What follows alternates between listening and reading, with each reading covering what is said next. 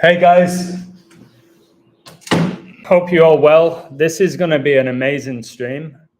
Before I get into it, I really want to thank Matt Tissier. Okay, had a conversation with him today for about an hour and a half on the phone, and it's one of the most enjoyable conversations that I've ever had.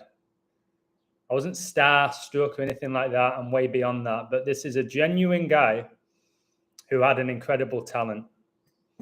Okay, he helped me a lot, and I think I helped him. So he appreciates what I do in regards to my work. And I had this whole thing in my head that every celebrity is on the same team and they're all evil and they're all part of secret societies. I had that for about 2 years. Again, I was fooled. I think the devil's happy with that. That's not the case. So, and I've realized that for a long time now. It wasn't just after this phone call. So I realized that the world we live in, the system we live in, is so complex. Hey, Mariana, Anfield, Road End. Hey, Robbie Duke, how you doing, brother? Esteban. Hello, Miss Jones. It's extremely complex, and we're in a world where we want 100% evidence. We want it to be black and white, clear as day. And both myself and Matt realized that nearly all the answers are in the gray. Okay? And so I'll break down Tissier. I'm not going to go into numbers, but I'm going to just break down this guy and how genuine he is. And if you don't know who Tissier is, you need to go on YouTube and watch his all-time greatest goals. There's no player in the world that has a better top 10 goals than Matt Tissier. So I'll just break him down for you. And again, like I said, thank you to him. He's allowing this, by the way. I asked for permission. I said, could I do a stream just to break down our conversation? I'm not doing this behind his back. He said, I've got nothing to hide. This is a guy who is straight up a genuine guy who had an incredible talent. So Tissier was born in Guernsey, which is pretty much separate to England. It's very close to France, and it's very small. And from a young age, he had the gift. I could relate in so many ways. He was given a football. He was just gifted. Nobody had to coach him. He was just given that gift from God. Okay? And then when we get these gifts from God, we polish them. We train like he did to get better, to excel. So he's playing in Guernsey. And I was like, how did you make it from Guernsey to the Premier League? How did that come about? I was like, Guernsey's so small. I'm sure there wasn't scouts in Guernsey. It's not enough people. He said, yeah, well, I was playing for Guernsey under 15s. Guys, the most genuine guy. It was like speaking to my dad. All right? Like speaking to my dad. It was like, well, I was playing for Guernsey under 15s, and our coach organized a game against Southampton under 15s. So me being like this detective, I was like, why Southampton? I said, there's a lot of Premier League clubs. There's a lot of professional clubs. Why Southampton? He said, well, Southampton was the closest Premier League club to Guernsey. I was like, okay. So they contacted Southampton, which you can do. I know this. You can contact a club and set up these friendly games. So Tissier is the best player in Guernsey, head and shoulders better than everybody else. But again, you don't know how good you are until you compete with better players. I tell that to my kids here where I live. I said, you might be the best player here, but go to Mexico City, go to Guadalajara, see if you're the best player there. In a nice way, just straight talking. And he's played this game against Southampton under 15s, and he's excelled because he was exceptional. And scouts are watching the game. They want to sign Tissier. So I said, did your coach say, hey, look out for this guy? Look out for Tissier. He's my star. He said, I don't think so. Maybe. He never told me. And he said, I didn't even know there was scouts. For him, it was just another game. because pretty much his whole life, by the sound of it, he's not been a big timer. I've told you, I've been this big timer, this ego maniac, thought I was better than everybody. I don't think he's ever had that. And he had every right to be, because he made it to the top. All right, the Premier League, he played for England only 8 times, deserved to play for England way more times. The fact that he scored 24 goals in the Premier League at age 21, who's doing that? Other than the players like Rooney and Michael Owen, who's doing that? Tissier was a special talent. So Southampton offer him a contract. Of course, he takes it. And he excelled with the academy, like ridiculous stats. And then before you know it, he's playing for the first team in the Premier League in his teens. And he spent his whole career at Southampton. And he never got relegated. He spent his whole career with Southampton, and he spent his whole career in the Premier League. But you don't get many players that stick with one club. So Tissier, he had many opportunities to move to big clubs. Many, he told me.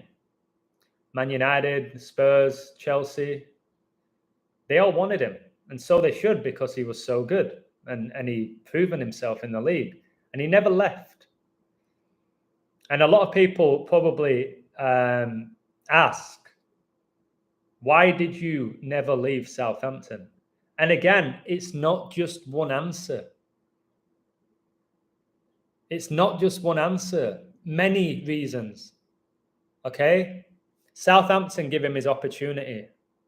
They were loyal to him. He stayed loyal to them. Loyalty is disappearing in this satanic system everywhere.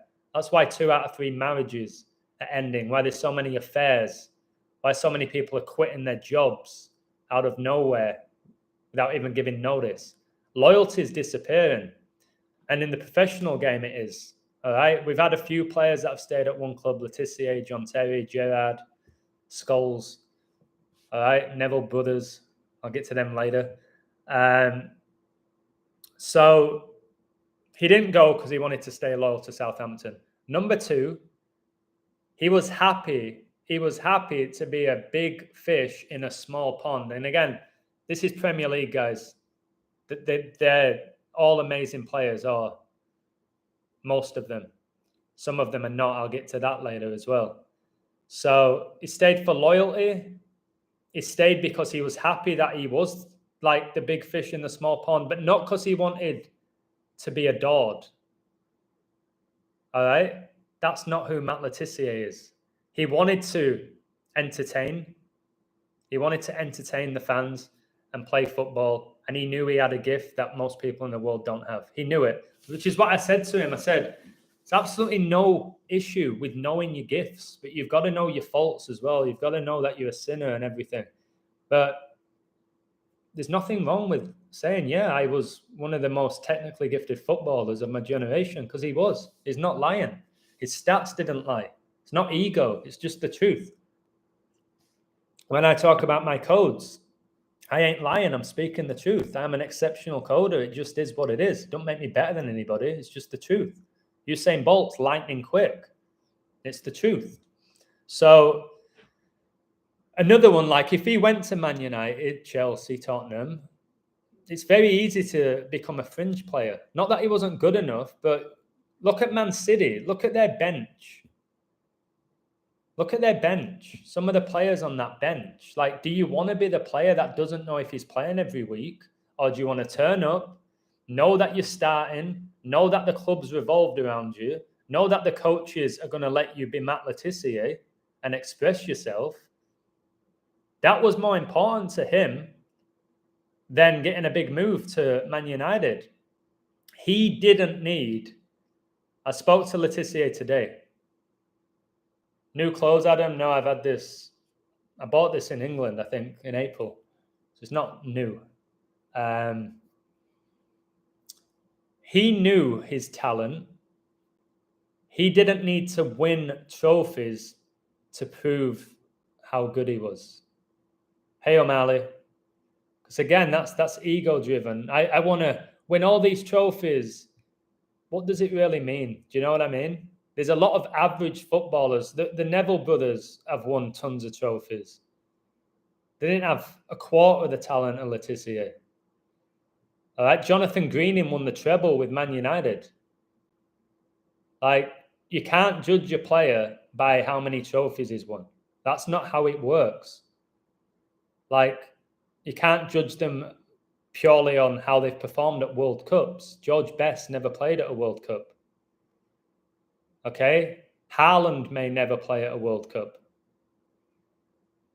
So you've got this guy, Tissier, and had this amazing career, 16 years in the top flight, scored amazing goals. Pretty much everyone who understands the Premier League knows that he is arguably one of the all-time greats in that league. So for me to speak to him, if I would have spoken to Tissier 3 years ago, I would have been starstruck. I would have been all nervous. When I called him today, he's a guy. He's a guy with an exceptional talent. That's what he is to me. I didn't look at him as Matt Le Tissier. It was Matt Le Tissier. He was an amazing footballer. That was his job. He had a great career. All right, he's just a normal guy who had a crazy talent.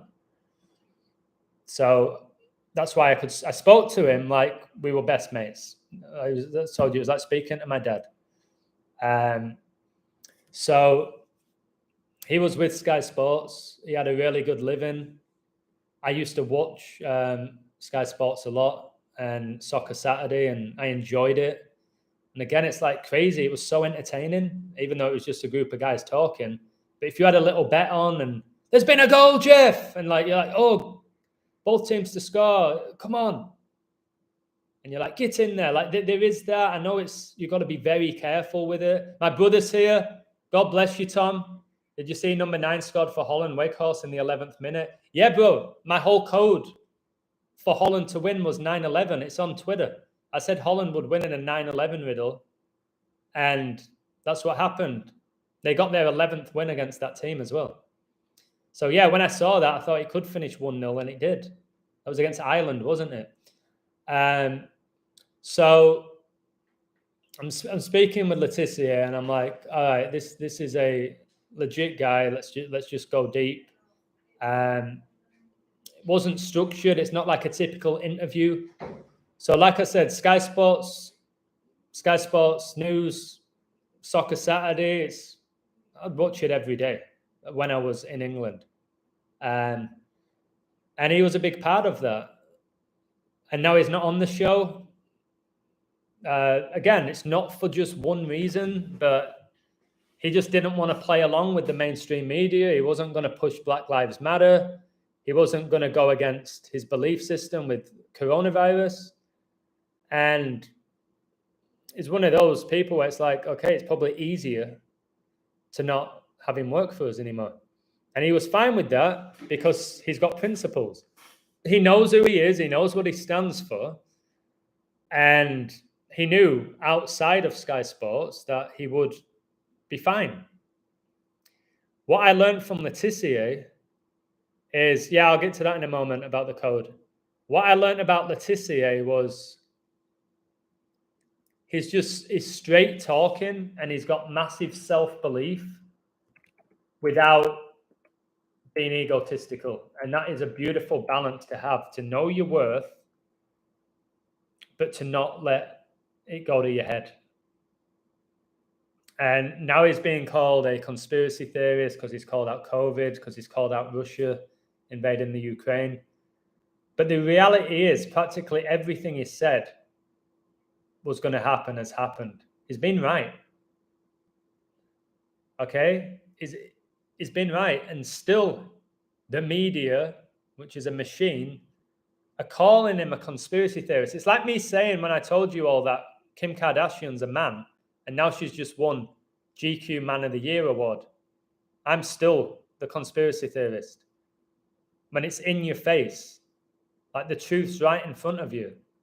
So what I noticed about Le Tissier, like By the way, he's just had an awakening. I probably shouldn't go deep into that, but a spiritual one with Jesus. And I won't go into it because that's very personal for him. But he gave me goosebumps. Maybe one day he will share that himself. But his name's Matthew Paul Tissier, and two of the disciples of Jesus were Matthew and Paul. I noticed he was born exactly 5 years before George Floyd, and Matt Tissier wouldn't play along and wear the Black Lives Matter pin. He said, basically, that's not going to eradicate racism, and he believes that the world and society in general isn't racist, and it isn't, but there are racists. And they ain't going to stop being racist because Matt Tissier is wearing a pin. All right, so he refused to wear it. He's very similar to me. I'd be like, I ain't wearing that. Why? And he's like that. He asks questions in a world where you're not allowed to ask questions. And if you do, you're a conspiracy theorist. You're crazy, even though you've got more sense than most people. And he doesn't do it to be right, to prove a point either. He's not in it to be worshipped, just like when he was a footballer. Even though he was called Le God, that was his nickname. He didn't give him that. Like Trump is the self-proclaimed chosen one. He calls himself that. Tissier ain't going around calling himself that. It's just what the Saints fans called him. So came through at the Saints. Matthew Paul Tissier, Matthew and Paul, name of disciples. He was born in St. Peter Port. Again, Peter was one of Jesus's disciples. And we sat down and talked about this. This was good. You're going to like this story. Tissier's first ever goals were against Manchester United. Right? So I said to him, well, this is how he told me that. I didn't know that. I didn't know his first goals were against Man United. How amazing. Your first goals as a pro against Man United. So I asked him this. I could ask him anything, guys. Like, he was so open because he's got nothing to hide. Same with me. I'm open to questions all the time because I'm not hiding anything. I'm not working for anybody other than God. Okay? There's nobody telling me what to say, what to code, how to feel. That is going on in the world of entertainment, not with every single famous person. So when it comes to Tissier, he told me this about Man United. He said, my goals got Ron Atkinson the sack. I said, oh, wow. He said, do you know who replaced him? No. Fergie. Matt Tissier's goals got Ron Atkinson fired. And then right after, the game after, they hired Sir Alex Ferguson. Tissier always did very well against Man United. It's one of the reasons why they wanted to sign him. So I said to him,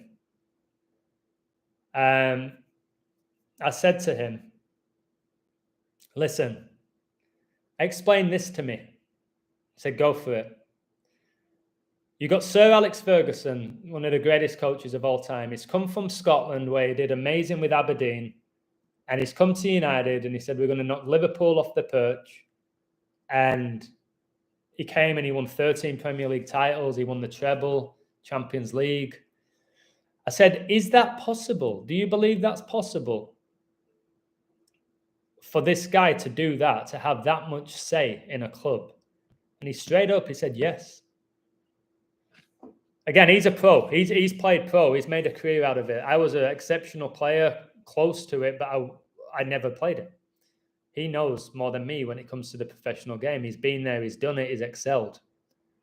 So he said, if you get somebody like Fergie, which is, he said, like 1 in a million, if you get someone like Fergie who's passionate, all right, who has these expectations, who knows what he wants, all right, and he's a winner, and he hires an amazing coaching team, and you intimidated by him, but you respect him, and you then ingrain that winning mentality into your players where they're willing to die for you, and they're talented, and you have a club who has financial backing. He said, yeah, it is possible, but it's very rare.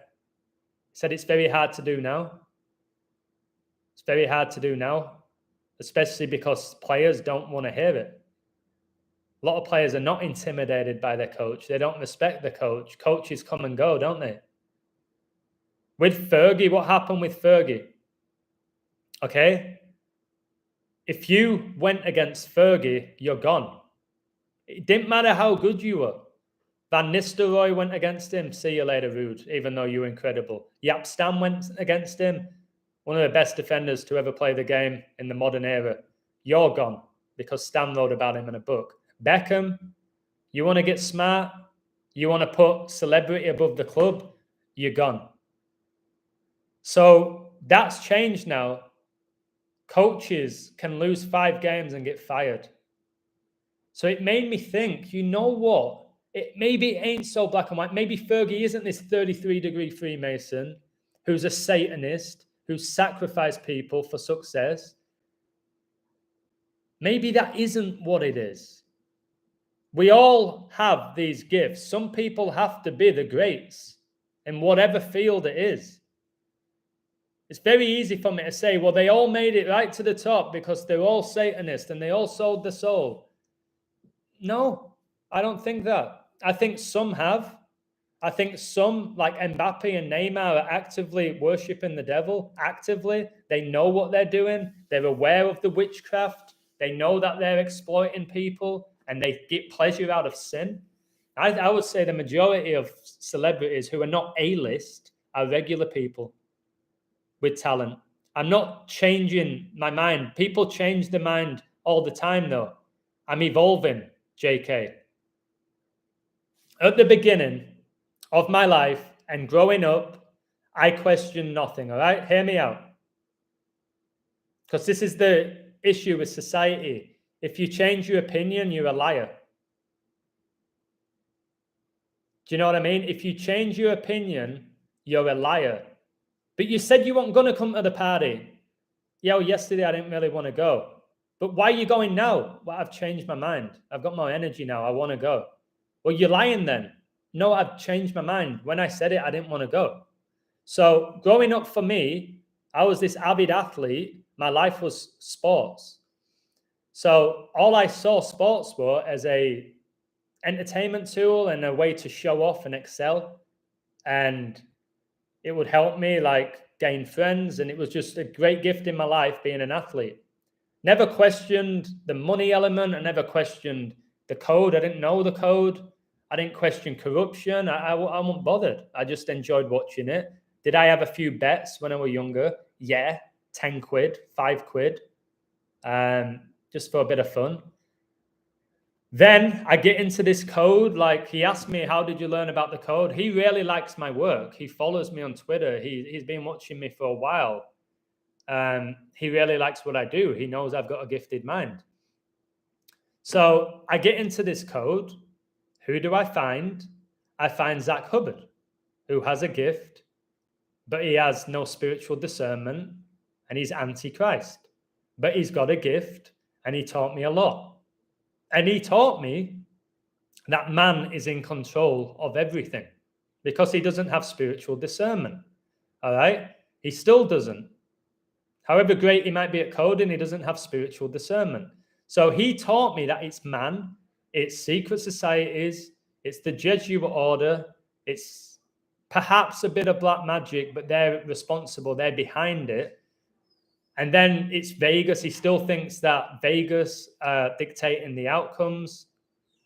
Again, I spoke to Tissier about that. He said, absolutely not. Never once was there a speech saying, you're winning today, you're going to score, you're going to get yellow carded, you're going to take 9 corners. All right. He said, never once did that happen. He said, there's a group of lads, we'd get there, we'd have our plan, we'd be set up the way we've trained, and we'd want to win that game. Sometimes with Southampton, they'd want to just get a point. So they'd sit back. And I was like, okay, that makes sense to me. So for a while, yes, I believed that man was completely in control of society, including professional sports. Now, man's involved, and there is corruption in professional sports, but they're not all involved. They're not following scripts. It's embarrassing to believe that, and I believe that. So I'm having a dig at myself as well, but it's part of the process. Now I'm a believer in Christ. I'm reborn. My work's revolved around biblical scripture. I know about the spiritual wickedness now, which I wasn't aware of. And I know that spiritual wickedness is within man, but it's not man. It's in high places, but they use man. All right. God used man. Look what he did with Moses. All right. With John the Baptist, God used man. The devil uses man as well. That's what it's about. And then we have a choice to make. Are we going to stay in love with the world and the word, or the word, sorry? Now, we know people say football is a religion. It is. It is people's religion, because anything's a religion that you worship, and people worship football. I worship football like a religion.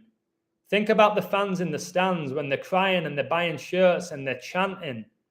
All right? It's a religion. It's worship. It's idolatry. Just because Tissier played and was worshipped, it doesn't make him a Satanist, or it doesn't make him desperate for attention. He was just given it. People think because you're famous, you love attention. No, they don't all love attention. Some of them do. Many of your pop stars or your actors at the beginning, I'm sure they dream about fame and fortune. But they also have that innate passion for what they're doing. Now, there's definitely corruption. So I'm going to break this down for you. All right. So have I changed my mind?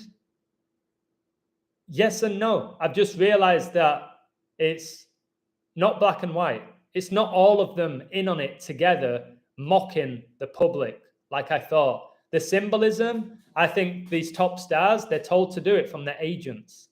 I think there's definitely spiritual wickedness. They could be possessed and unaware of it. Absolutely. Still a strong possibility that we are living out the end times. Spiritual wickedness is at its highest level, that these entities can possess individuals. I do. I still believe that. I believe that at the highest level of politics, that these people are possessed, your Bush families, your Trump. All right, I do believe that. Your Messi's, Ronaldo's, I do believe they're under possession. Okay? But we can't say it's all of them. No, all right. So Chuck's asking about Fergie again. So my whole thing, I thought Fergie was a Satanist, and he still could be. Just know during this live stream, I'm not coming here saying this is concrete, right? Fergie could have sold his soul and then said he wants to be the greatest manager of all time and do that with the Red Devils. That could be a possibility. All right. Only he really knows that. I don't think I'm ever going to do a chat with Sir Alex. All right. You know my thoughts. Anybody with Sir in front of the name, I don't trust them, Chuck. Anybody who's been knighted, I don't chuck. I don't trust. I've said that. I ain't changing my mind. It's not like Tissier is called Sir Matt Tissier, is it? So, but there is a chance that Fergie, there is a chance, this is my point, Chuck, there is a chance that Fergie was just this chosen one to be as great as he was. Because like I said, he never coached. You see him at the side chewing his gum. We don't know what's going on at half-time with the team talk. It never made sense why Man United were as good as they were. But he believes, yeah, you can get a coach where everything just works. And that's what he thinks. He's not saying he's friends with Fergie or anything like that, but he was just blatantly honest with me. So I'll tell you this that you might like. Matt Tissier wasn't at the top of pro football.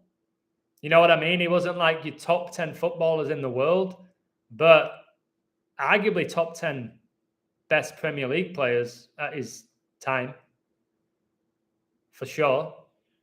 But that's what I'm saying. It ain't all of them that are corrupt. Plenty of them are. I'm going to tell you this. Give me a woo if you want to hear a story which you're going to like. Maybe, Chuck. Maybe. I've told you God and Satan use man. It's not because everyone who's played professional sports. I've had many mates play Championship, League One, League Two. They ain't Freemasons. All right? They ain't Satanists. They're regular people who now live in regular houses. Okay? But there's some that are performing rituals, especially the highest level. Like I said, your Mbappe's, your Neymar's. That level, there is a level of corruption. So let me break this down for you. All right? I'll break it down. He told me they're not, Chuck, you can't call them garbage players. They would absolutely ruin you. If you went up against a championship player, they're not garbage. When people say that, they don't know the game. If you went up against a championship player in your peak, they'd murder you. They're not garbage. When people who can't play football call people garbage, it winds me up. They ain't garbage. They might be overrated. They're certainly not garbage. They're not garbage, but they're overrated. So I'll give you an example now of overrated players that wasn't garbage. They weren't garbage. They could play the game, but they were massively overrated, and Tissier confirmed this. So I'm going to say it because he told me he has nothing to hide, and I could say anything that went on in the conversation. So I will. I asked him about the Neville brothers. I said, right, hear me out here. Gary and Phil, bang average at best. If you look at them as athletes, bang average. If you look at them technically, bang average. Okay? Bang average. So I said, how did Gary and Phil Neville both get signed by Man United, come through the academy? Remember, I played against Man United academies, and they always murdered us. They had players from Serbia, Brazil, Germany, Italy, France, when I was playing against them in the academy. Ireland, all right? I remember. So our coach asked, like, where you get these lads from? And there was an Australian there. So they're getting these best players from around the world in their academies. It's going on in all the top academies. Now you've got Gary and Phil Neville, very average. So I said, break that down for me. Tell me how those two both came through the academies at United, had amazing careers, won the treble, and played for their country. And do you know what he said? Probably Freemasons. Now, it's very easy for all of us to say all pro athletes are Freemasons. I've done it. I said the Freemasons founded the Football Association. In order to be a pro footballer, you've got to be a Freemason. You've got to be initiated. No. Tissier said he was offered. He was offered to become a Mason, and he declined. So he was offered. I'm sure maybe they all get offered, or maybe they don't. But he said, no, we ain't all Freemasons, part of this secret society deceiving the world. Like, he laughs. He just laughs about it. He says it's ridiculous, and it is. But I thought it. I did. I really thought it. I convinced myself it's all of them. And they attend these meetings, and they're planning out the games, and they decide who's going to win. Chuck knows how incredible he is at coding. Chuck, one of the best in the world. He knows Man isn't doing this. He knows that. He'll tell you himself. Man's not doing it. So secret societies are not behind the outcomes of these games. It's the code, which is why I code every single sport at the highest level. Every one. And I've even done League One, League Two, so has Chuck. It's happening there. Like I said, many of my mates have played at that level. They ain't involved in it. They've bollocked me at the beginning. They called me a scumbag for what I was saying. How dare you accuse us of that? You think my whole career was a joke, a fraud? Are you kidding me? And I was like, well, can you prove it? My work I can prove. Can you prove it? I don't have to prove it. That's what they're like. And I get now why they were pissed off with me. So he said, for the Neville brothers, probably Freemasons. Makes sense, eh? Now, Gary Neville's at the top of Sky Sports. Phil Neville coached for England women's team. Their sister played for England at netball. So that family is clearly Masonic and has contacts with the FA. Maybe with United. That's why they had to spend their whole career there. Because they did. Both of them. All right. So I brought up, Neville. It'll be down to him. Neville is the father. So he'll have these contacts. And again, black magic's real. Is Neville a magician? I don't know. But this is what Tissier said. You'll like this. Guys, hit that like button if you're enjoying this. 22 likes is an absolute joke. I'm talking about Ligod, Tissier. He's allowed me to do this. I didn't want to make it a big production and have him on and go, hey, Illusion and Matt Tissier. I didn't want a big production. I wanted to break down the conversation because this is something that I needed to do a long time ago. I just wasn't ready because I really believed that it was all corrupt. I didn't want to hear what he had to say or any of them. I've been offered loads of interviews with people, guys, in the past. I've said no to all of them, because I didn't want people thinking that Illusion guy, now look who he's speaking with. I needed to be ready for this chat with Tissier. I had to be ready for this chat with Tissier, and I was today. And what's funny, I called him right after I finished coaching. It was like beautiful football. So he said this. I agree, Chuck. Chuck, I don't think the Neville brothers would have done well in League Two. I think they would have got bullied. I do. I don't think they would have been good enough. I said that, Chuck. We were talking about Jamie Carragher. I said, what do you think of Carragher? I never rated him. He said, Jamie Carragher didn't deserve to be a Premier League footballer. I said, really? He said, yeah, weren't good enough. Too slow, weren't good enough. Don't know how he made it. Probably a Freemason. Now they're both at the top of Sky Sports together. Both legends at their clubs. Now I said, if you put Jamie Carragher in League Two, he'd get bullied. There's no way you'd be able... Like, Tom, give me a woo if you're still there, bro. Tom, my brother, let me know if you're still there. Why is it freezing? I don't know. Guys, is my stream freezing? Well, I know why, because it's so good, because I'm revealing a lot. Let me know if it's freezing. Sometimes it's just one person, and it's their Wi-Fi, and it's not my stream. Let me know, guys. Is it all good? Yes? I need to know. I'm not ruining the stream because YouTube froze me. It's good? Good. It's good. All right. So, if you put Jamie Carragher centre half at Bradford City, League Two, in his prime, do you think he would have stood out? Do you think he would have stood out? Do you think football fans, League Two fans would go, who's that Jamie Carragher? He's unbelievable. Wow, why is he playing this level? Would anyone even notice and say how good he was? Nobody. Now, put Rio Ferdinand centre half. Put Van Dijk centre half at League Two. Put Sammy Hippier there. All right? Put that level of player there.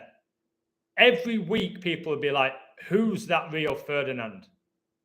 He's lightning, he's strong, he's great in the air, he's got a great touch, he's a leader. He doesn't deserve to be here. Kind of like when Dele Alli were playing for MK Dons. Every stadium knew he's too good for this level. Now, if you threw Carragher, Phil Neville and Gary Neville in their prime at League Two, they wouldn't stand out. They won't stand out. Yeah, we talked about Robbie Fowler, Chuck. So I'll tell you the story of Shearer. It's amazing that he is allowing me to do this. So I said, tell me about Shearer, Matt. All-time leading goal scorer in the history of the Premier League. Why him? What made him so special? Was he as good as people say? And he said, very good. But Alan Shearer had the strongest mentality of any player he's ever met in his career. He said, no player has ever had a stronger mentality and mind and confidence than Alan Shearer, is what he said. Now, is Alan Shearer Freemason? I don't know. But Tissier said his mind, and he was aggressive and he didn't take shit and he'd put you in your place. And he said he was one of those people, not him, but you could see why people are intimidated around him and respected him. Alan Shearer, he required that respect. That's why he was this captain. And he scored some great goals. But he said this. I said, well, if you put Shearer against Gascoigne, who's better? He said Gascoigne's more talented, Shearer's more impactful. Mate, guys, his answers were incredible, Tissier. Just straight talking, and because he knows the game, said, who's better, Gascoigne or Shearer? Gascoigne's more talented, all right, technically, just naturally gifted. Shearer had more of an impact. Scored all those goals. He was a leader. He said Gascoigne, amazing talent, didn't take it seriously, but he was so gifted, the coaches had to start him. However crazy he was, you had to start him. He was too good to not start. And he was that good, Gascoigne. And we can all talk about, well, imagine if he would have trained harder. Imagine he was more disciplined. He probably wouldn't have been as good. He probably wouldn't have been as good. So Shearer was good and very talented and a natural goal scorer. And he was since he was a kid. All right. He was since he went through the academies. Like Tissier killed it for Southampton. You see a lot of them, they dominate at youth level. So again, unless it's some black magic even at youth level that I was playing, they are delivering at youth level. Most of them that come through the academies is because they've dominated the academies. Some of them, like the Neville brothers, didn't dominate the academies. They got put straight into the first team.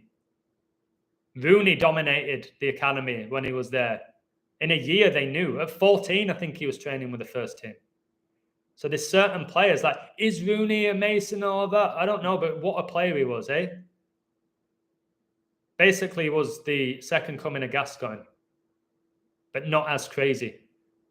So is Rooney a Mason? Very possible, but was he unbelievable? And maybe then the Premier League or the Masons or Satan take advantage of his talent and then corrupt him, and he has sex with a grandma, and then they put it in the media. That he did say this. He thinks that all the top stars in the world can be bribed. He thinks they have information on all of them. Like, look what they did with Giggs. Giggs probably went out of line. All right, you had sex with your brother's sister. We're going to with your brother's wife. Tell everyone. And he also said, yeah, I asked about Beckham. I'll break that down. Because there's levels to it. I'll give you an example with Beckham. So, you know what? I'll go into Beckham now, what he said. And interestingly enough, I think he brought up Beckham. I was talking about, do you think many of the players are overrated? And he said, well, one of the most overrated players is David Beckham. I said, I think you're right. I said he was slow. He never beat a player. He didn't score that many goals. But he looked great and he had a great whip. When you talk about Beckham, what do you say? He had a great cross. Do you say anything else about him? Oh, yeah, he had a great ping. I said any semi-pro footballer has a great ping. Any semi-pro footballer can ping a ball 70 yards to someone's feet. I could do it with my eyes closed. But everyone raves on about, yeah, Beckham, what a ping. He wasn't quick. Couldn't beat a defender one-on-one. Like I said, he didn't score many goals. He got some set pieces. Yeah, that is something he worked hard on. Something you can practice and really improve massively. And he was gifted with set pieces. It's kind of like James Ward-Prowse. He's not unbelievable, but man, he's got a ping on him and he's technically good from set pieces. He's not an unbelievable player.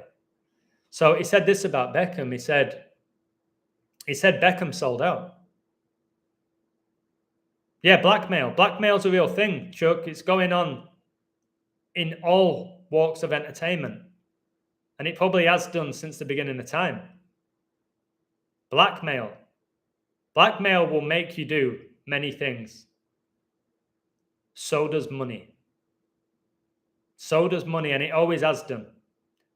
All right? People will murder for money if the amount is right. So he said this about Beckham. Again, he's not saying Beckham's a bad player. Beckham wasn't a bad player. Beckham could play football. He could play football, and he was a decent footballer. But, guys, he was at Man United, England captain, AC Milan, Real Madrid, Paris Saint-Germain. He wasn't that good. I'll tell you this for nothing. If David Beckham looked like Paul Scholes, he wouldn't have played for Real Madrid. Can I get a woo in the chat?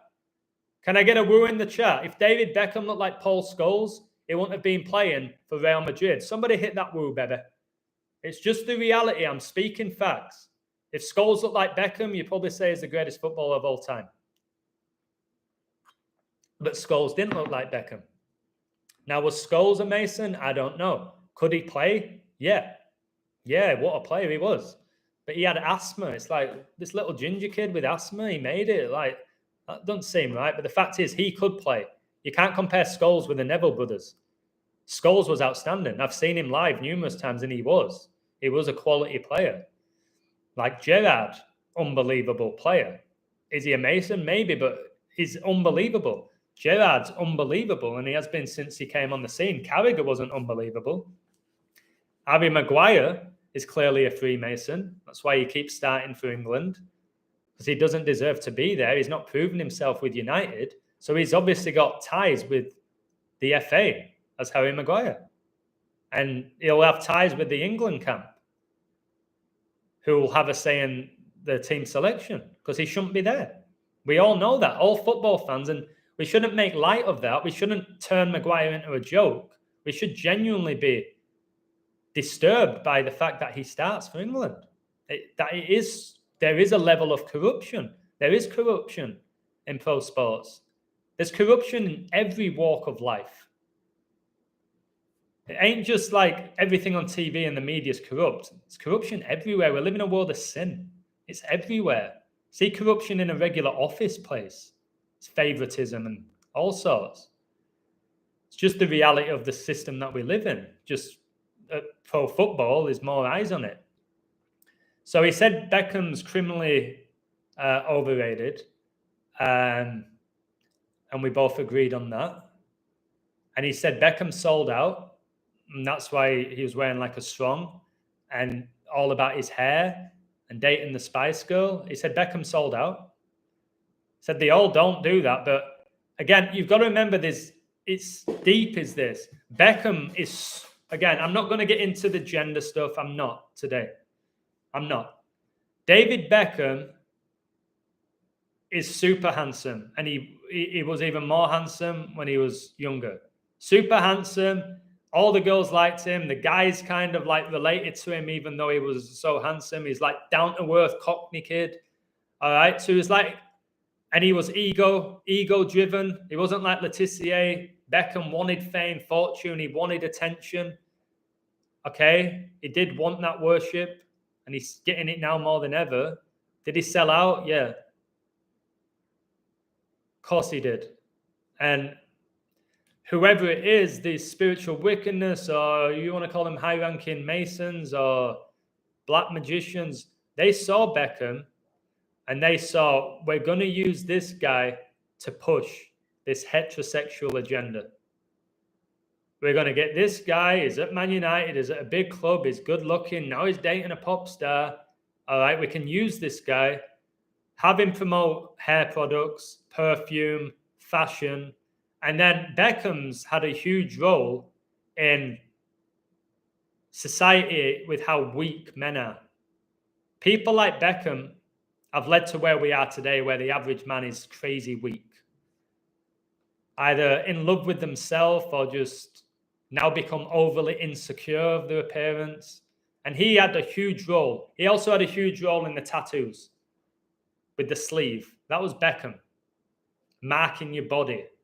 So David Beckham was born in Whipps Cross Hospital, Whipps Cross, and he was known for his whip, and he has a cross on his back. This is the type of stuff, it's like, that's just coded. He was born in Whipps Hospital, and he was known for his whip, his cross. And he was born in Whipps Cross. Do you know that type of stuff is like, wow. And remember, Beckham went from Judas to Jesus. Do you remember? I don't know what's going on with these commercials. I don't make money from YouTube. I've told you that. Unless you send me a super chat, I don't get money. So they show commercials to ruin my flow, to make you not want to watch me. I don't know why they're showing commercials, especially during the live broadcast. They've never done that before. I know why. To frustrate you. So, again, so he was open about Beckham. He's not sticking up for them all. And yeah, I think him being in Whipcross was his destiny. I do. But I do believe that Beckham sold himself for fame and fortune to go to the... Remember, there's Nicky Butt. There's Nicky Butt, who played Man United. He played for England. He had a really great career. Nobody talks about him now, no? Nicky Butt's not the ambassador for the World Cup. Nicky Butt's not dating posh spies. Nicky Butt's probably just coaching at United or something. The academy. And he's happy to still do it, and he's making some money, and he's still around the lads, and he's on the football pitch.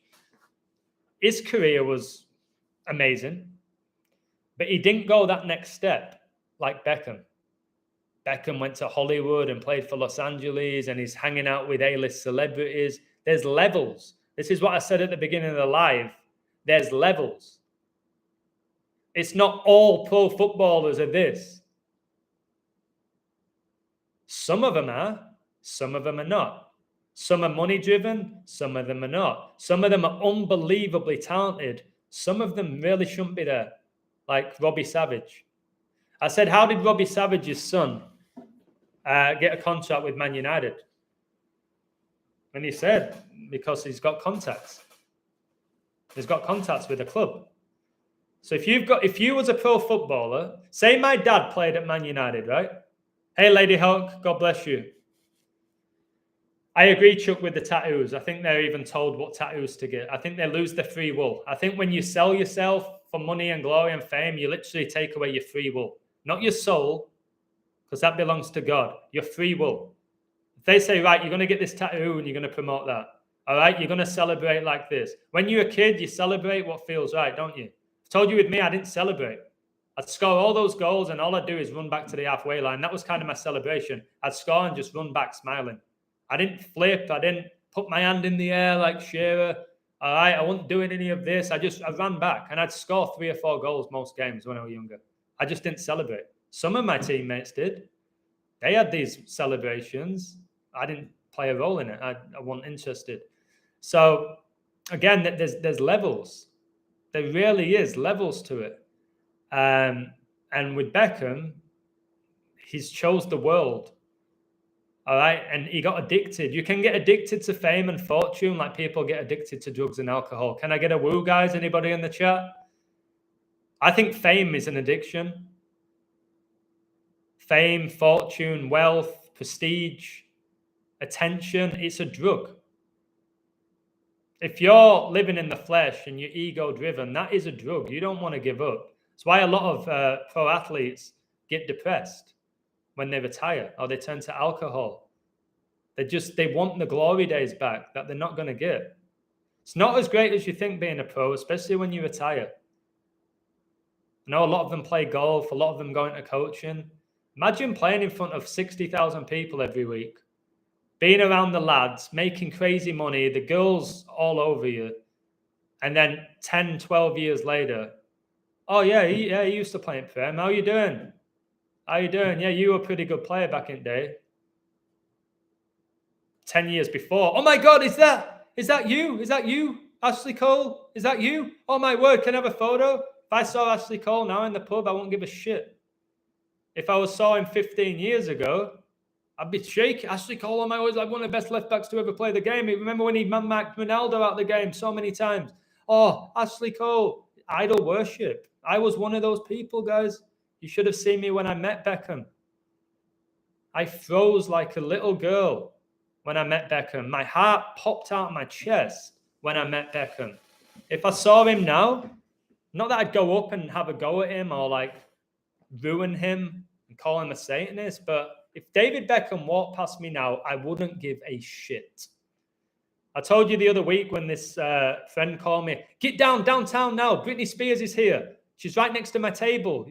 My table's reserved. Come sit with us. I don't care if Britney Spears is there. And now if you would have told me Britney Spears was in my local bar 20 years ago when I had a crush on her, I'd have been Forrest Gumping it there to try and see her, get a look at the ass or whatever it is. Now I don't care if Britney Spears is there. I don't give a shit. What do you mean? The other day I got invited to Tiesto, VIP at Tiesto, because he was 5 minutes away again from where I live. He was performing. I don't want to. I'm not interested being around people just getting drunk, doing this. So, why not? I don't want to do it. 5 years ago, give me VIP tickets to Tiesto. I'd have been buzzing, tweeting it. Well, I didn't even have Twitter, I don't think. Maybe I did. I can't remember. Been telling all my friends, I'm going to go watch Tiesto, maybe hang out with him. I don't care about Tiesto. I don't hate the guy. I'm not interested in it anymore at all. So, I know. Did I speak with Beckham? Yeah, for like 10 minutes. And he was a great guy. But again, I can't judge a guy off 10 minutes. I've told the story. My club were coaching against Romeo Beckham. Yeah, I think Britney is a bloke. I do. I ain't changing my concept on that with certain ones. It's not all of them, again. Like you even said yourself, Chuck. Not all women professional footballers are blokes, but there's plenty of them who are. Like Rapinoe, Martha, like blatantly are, but it's not all of them. You know that, you even said it, and I agree. So, mid-table, haven't sold the soul?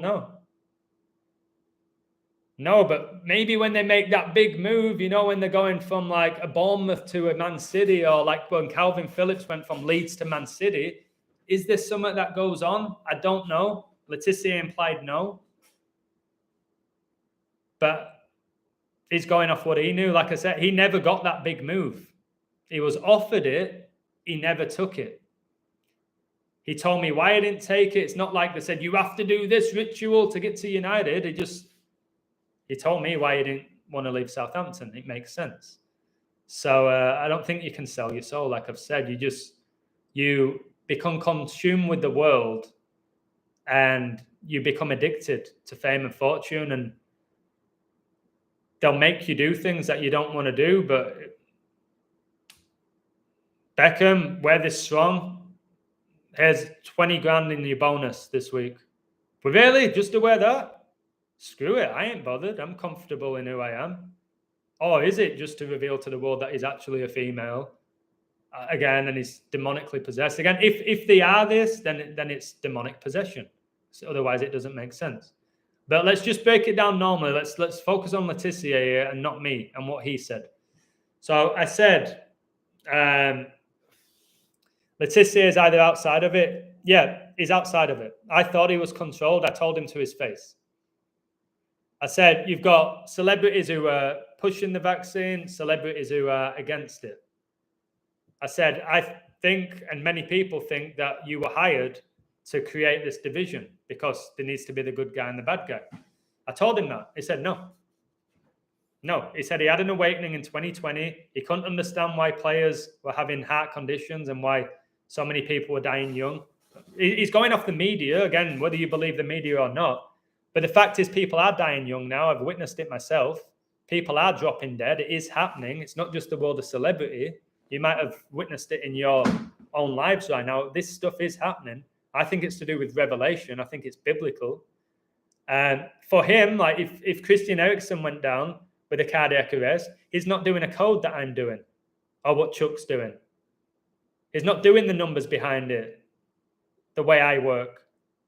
All he's saying is that, wow, Christian Eriksen, this elite athlete, is going down. Now, this person's going down, and this player's going down, and it's going on in all sports. And now all these celebrities are dying young.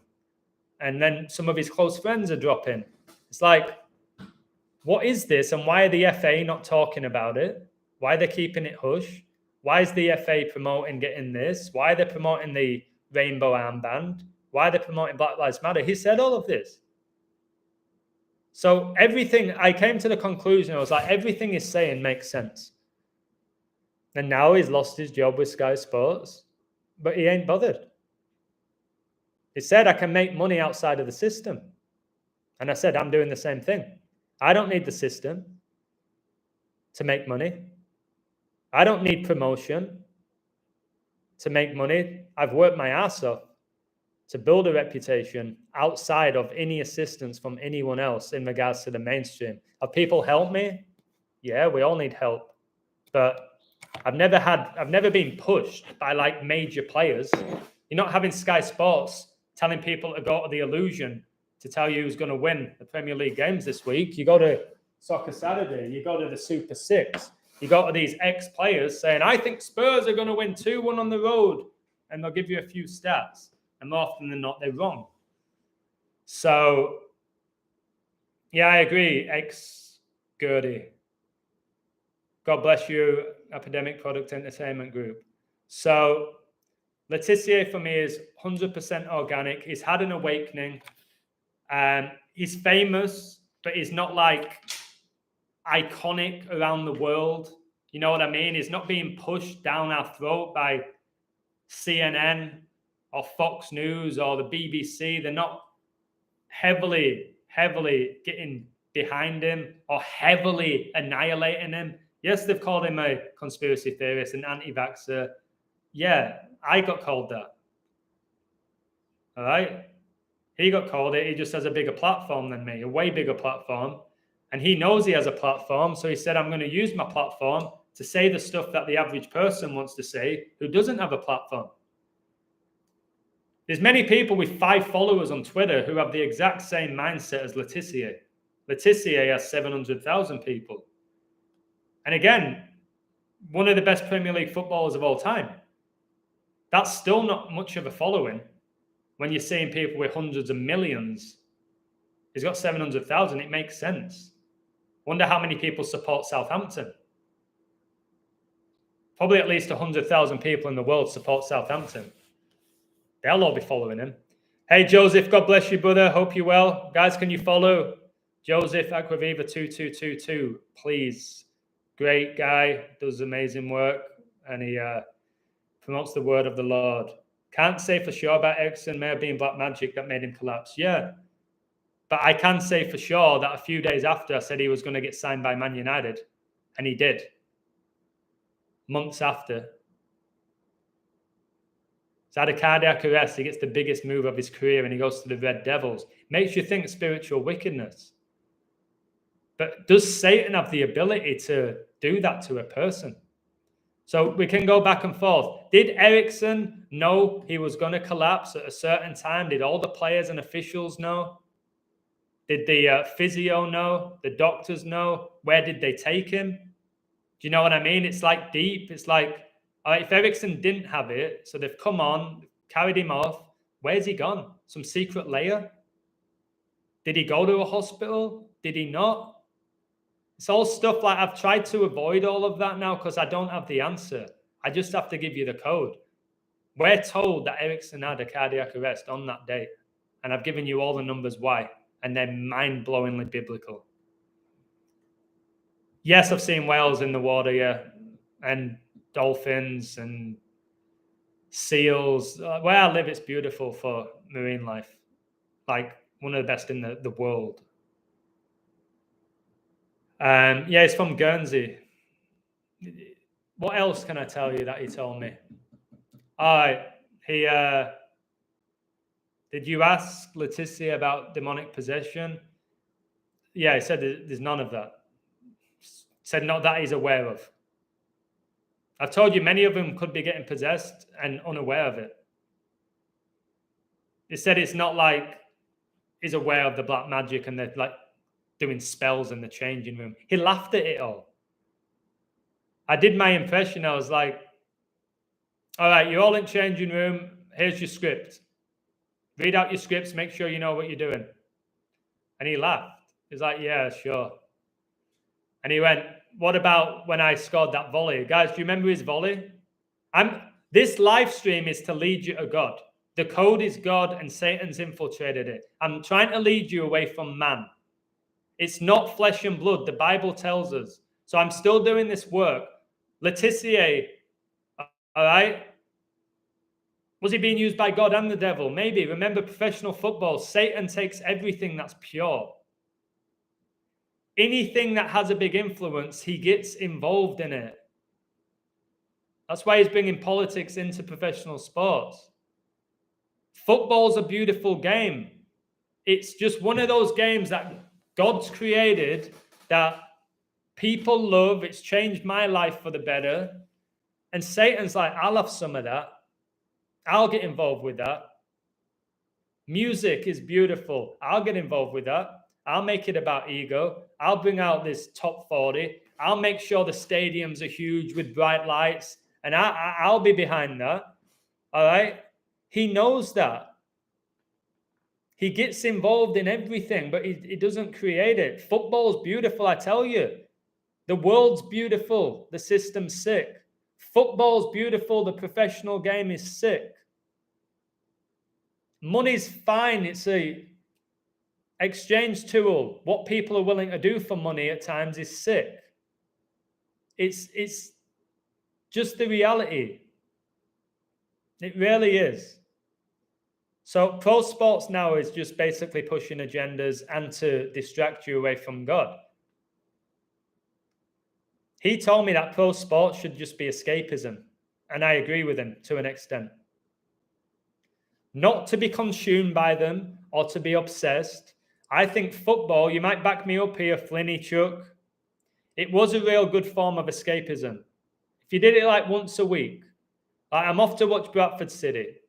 I'm going with my mates. I'm going to have a couple of beers. I'll play a bit of pool before the game. Hopefully my team wins. Maybe have a beer afterwards. Come home. See my girl. Go out with the lads. Whatever it is. It was escapism. You could forget about your job. All right. Forget maybe about your failed relationship. You just go in there and you're escaping. Same with when you're playing. Sometimes it's a nice escape from the stresses of this world, which are everywhere. But now it's just become this idol worship. This idol worship. And then Megan Rapinoe, who's the Ballon d'Or winner, she won a Ballon d'Or, won 2 World Cups. Yes, I think it's a bloke. Is now saying there's no God. If there was a God, I wouldn't have got injured in my last ever game. So Satan's built up this person with the spirit of Satan, Megan Rapinoe, right? Built her up so young people, especially girls, idolize her, which happened. I know. I coached in the US. Amazing girl team, some of the best in the US, in Chicago and LA. And they're looking up to her. Now the girl they're looking up to is telling them that there's no God. Now they've got parents who've not interested in God anyway because they're now become atheists. Now this girl doesn't have God in her life. She doesn't have Christ. See how easy it is for the devil? He builds people up. We're inspired by those people, and then he uses those people to push his agendas. Do you get it? That's how he operates. He uses us. But you've got to be willing to be used. You've got to be willing at that level. And some of them are truly, genuinely sadistic. They are. They're like, honestly, they have the spirit of the serpent within them. And there's plenty of them, but not as many as you think. There's not as many as you think. Like back in the day, guys, there was the Pharisees, there was Pharaoh. There's always been these evil people, Hitler's, always existed since the fall of man. And they're here now in the top of your governments, the top of Hollywood, the top of the Catholic Church. They're here. They've never disappeared. It's different people in different generations, but it's always been here. We have pro sports now. Not long ago, they had the Colosseum. You know what I mean? It's not like what we're used to. It's been going on. Satan knows what tools to use. All right, so this is a funny story. Some of you will know it, and some of you won't. I asked him, I said, do you mind answering this? I said, you don't have to answer everything I ask. He answered every question. All right. I don't think history necessarily repeats itself, but I definitely believe that it's very similar. Do you know what I mean? Like right now, modern day life is like Sodom and Gomorrah. It's not identical to it. It's just we've lost Christ, we've lost our faith, and we're basically, Satanism's being accepted. People are doing as they wish, which is like the first church of Revelation. But I don't think it's like necessarily like this exactly happened 150 years ago. They didn't have technology back then and things like that. It's a different era, but there's a lot of similarities at the same time. There's patterns. Yeah, that's it. There's patterns. That's why I'm able to predict what I do, because there are patterns and they are numerical patterns that repeat. And I know the numbers and I know how to identify the numbers and I know how to reveal the numbers. So yes, patterns, yes. But when they say history repeats itself as if it's like on a loop, that's not what's going on. All right. This is what I was saying. I said to him, I said, who's the worst player you've ever played against? I said, don't have to answer me. I know maybe that's like unwritten rule. You're not allowed to do that. I said, I can tell you. I said, listen, you don't have to. Yeah, fine. Why not? Like, this is the worst player I've ever played against and played with. I said, so I'm thinking, who is it? I'm usually pretty good at these things. I don't know who he's going to say here. And he said, this player, Ali Dia. It's funny, he was born on 8/20 and 9/11 began at 8/20.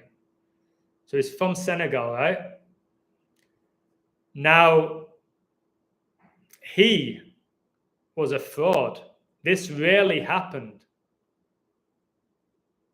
So this Ali Dia, he was Senegalese Sunday League chancer who in November 96, he tricked Graham Souness into signing him for Southampton. Now you think, how's that possible? No, it is. I'll back it up. So Souness received a phone call from somebody claiming to be George Weah, then of AC Milan, right? We know George Weah had a big sway, like he was incredible. I think he won the Ballon d'Or. Somebody back me up there. I think he did, or he nearly did. Maybe he was the only African to win it. I don't know. So he was playing for AC Milan, George Weah. And this Ali Dia pretended to be George Weah. This really happened, he told me. So, and he said, basically, hey, I'm George Weah here. And then I have a cousin called Ali Dia. You need to give him a tryout. The guy's a great talent. All right. And then based on that mysterious call, Souness gave Dia this 1 month contract. And he subbed him in and then off in a Premier League match against Leeds. So he came in and then got took off because Souness realized this is a joke. Now, who did this player come on for, Ali Dia? He came on for Tissier. Tissier was injured. He said, I got injured about after half an hour and we had no squad. We had loads of injuries. That's why he was on the bench in the first place, this Ali Dia. Ali Dia came on. I said, what? He said, yeah. I said, was he horrific? He said, you couldn't say because he'd never touched the ball. He was just running. So I said, so he wasn't like getting booed? They said, no, like he never touched it. He never got the ball. So he came on and then he got took off. And he lied. He was playing amateur football. So the world is wild, guys. It's absolutely insane. So Tissier said the worst ever football he's ever trained and played with and played against, if you class training, was this Ali Dia. Now, back in the day, no way did that happen. You can actually contact clubs. That you can go on any professional club's website now and get their phone number. And you can say, can I have a tryout? Can I have a trial more likely they'll say no. But this guy said he was George Weah. He basically committed fraud. He was pretending to be somebody else. So Tissier said him, worst player. And he also said this. Guys, can you ping that like button? Just do me that favor. I was hoping this would be a good, like a popular one for a lot of people to watch. Because this is real. This is Matt Tissier, baby. Over 100 goals in the Premier League. Telling me, opening up to me, being a real man. Brilliant stuff. If that would have been a live stream with me and Matt, that conversation would have been out of this world. But I told you I ain't in it like for that. Oh, illusion. Oh, it must be pretty cool if Matt Tissier wants to talk to him. No, I wanted it to just be man on man with him, get to know who he was, see if I could not necessarily believe him, but get a feel for what he stands for. And literally amazing stuff. So he told me that you don't need to be great to be in the Premier League. He said there's levels. He said there's players who are exceptional. Like they were always going to play there. They were too good to not get there. Like your Thierry Henrys, you know what I mean? Just your unbelievable players that you can't doubt. Nobody in the world can say a bad word about Thierry Henry as a footballer. You just can't. He was going to make it, right? And then there's some others you go, they shouldn't be there. Why do they keep getting contracts? Why do they keep getting their contracts terminated and getting a new contract with another club when they didn't prove themselves at the other 5 clubs before? Why are they still in the Premier League? What is this? Contacts, Masonic connections for some of them. No doubt. Friends. He said there's that. He said there's friends in football. Dia wore 33. Wow. See, I didn't know that. Again, was that intentional? Was this all a plan? Was it all code? Was it just the natural code? I don't know. Again, there's no point me saying that. I don't know. It's interesting he wore 33. Really interesting. But why? What would they gain out of it? What would Southampton gain out of signing this guy? Having him play, realize that he was a fraud and releasing him. Who gains from it? Do you know what I mean? And then why give him 33? Which I didn't even know that. I got so much knowledge of football. I didn't even know who he was until he told me the story. So he said, wait, my phone's going. I don't want it to be Tissier. Give me a second.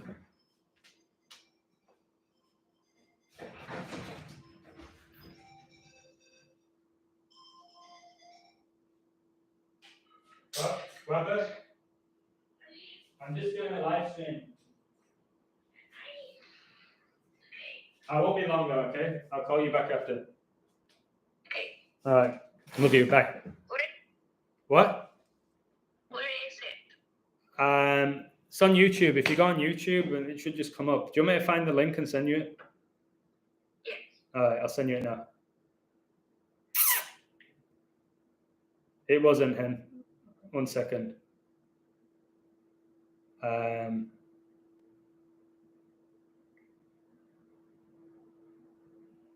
Yeah, so what I'm trying to say is there's levels. So he told me you don't have to be great. He came on in the 33rd minute. I'll have to do a video on this and look into it. That's crazy. But again, ask yourself why. Ask yourself why. What would be the purpose of it? He said this. He said you don't have to be great to play in the Premier League. That was music to my ears because I've said it since I was a kid. Since I was a kid, I said, I don't believe these players are as good as people think they are. Ask my dad. Well, you can't ask my dad. You don't know him. Said it. And all I ever got was like, well, until you make it there, you can't say shit. I was like, I can. I don't think they're good enough. I don't think they're as good as people say they are. Yes, I can say that. You know how stubborn I am, guys. Ali Dia nearly scored in that game. Wow. And he said, yeah, he said you can be average and make it if you have the right contacts. And then you train with the team. And he said, if the media's on your side, he said, yeah, you can have a solid career. And it's so true, isn't it? Like I said, if you threw me in Premier League and I had my dad played for Man City and you had me training every day with Premier League team and you give me a ball, I can do everything with a ball. Everything with a ball. Now, most average people in England who like football can play football. You get what I'm saying?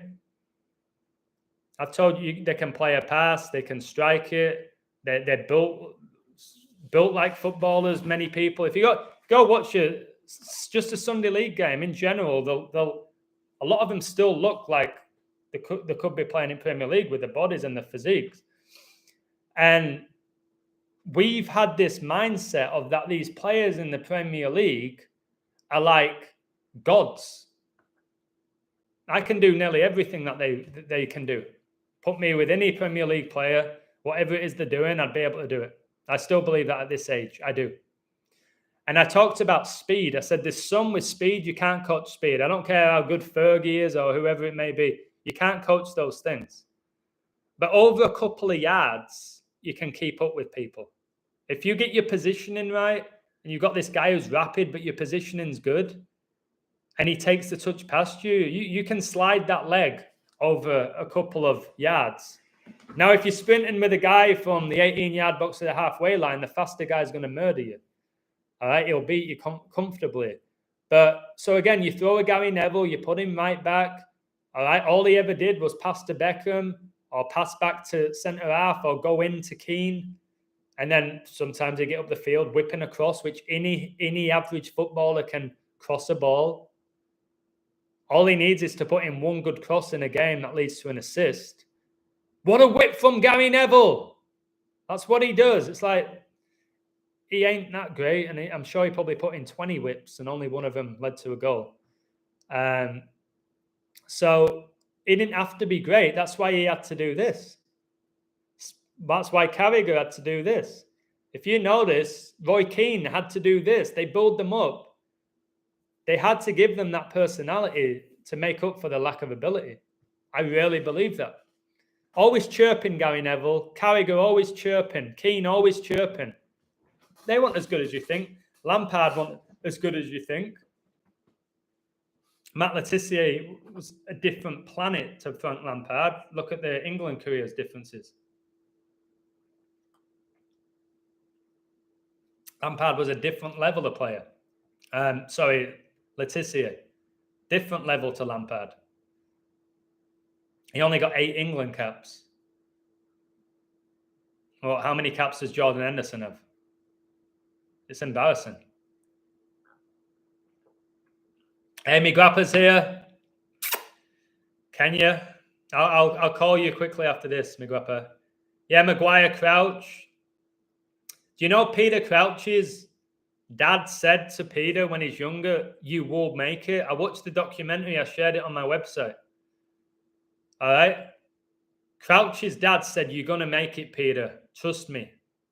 So that's like, you know what I mean? Crouch was playing at like Spurs Academy. He was shocking. They got rid of him. Goes to QPR.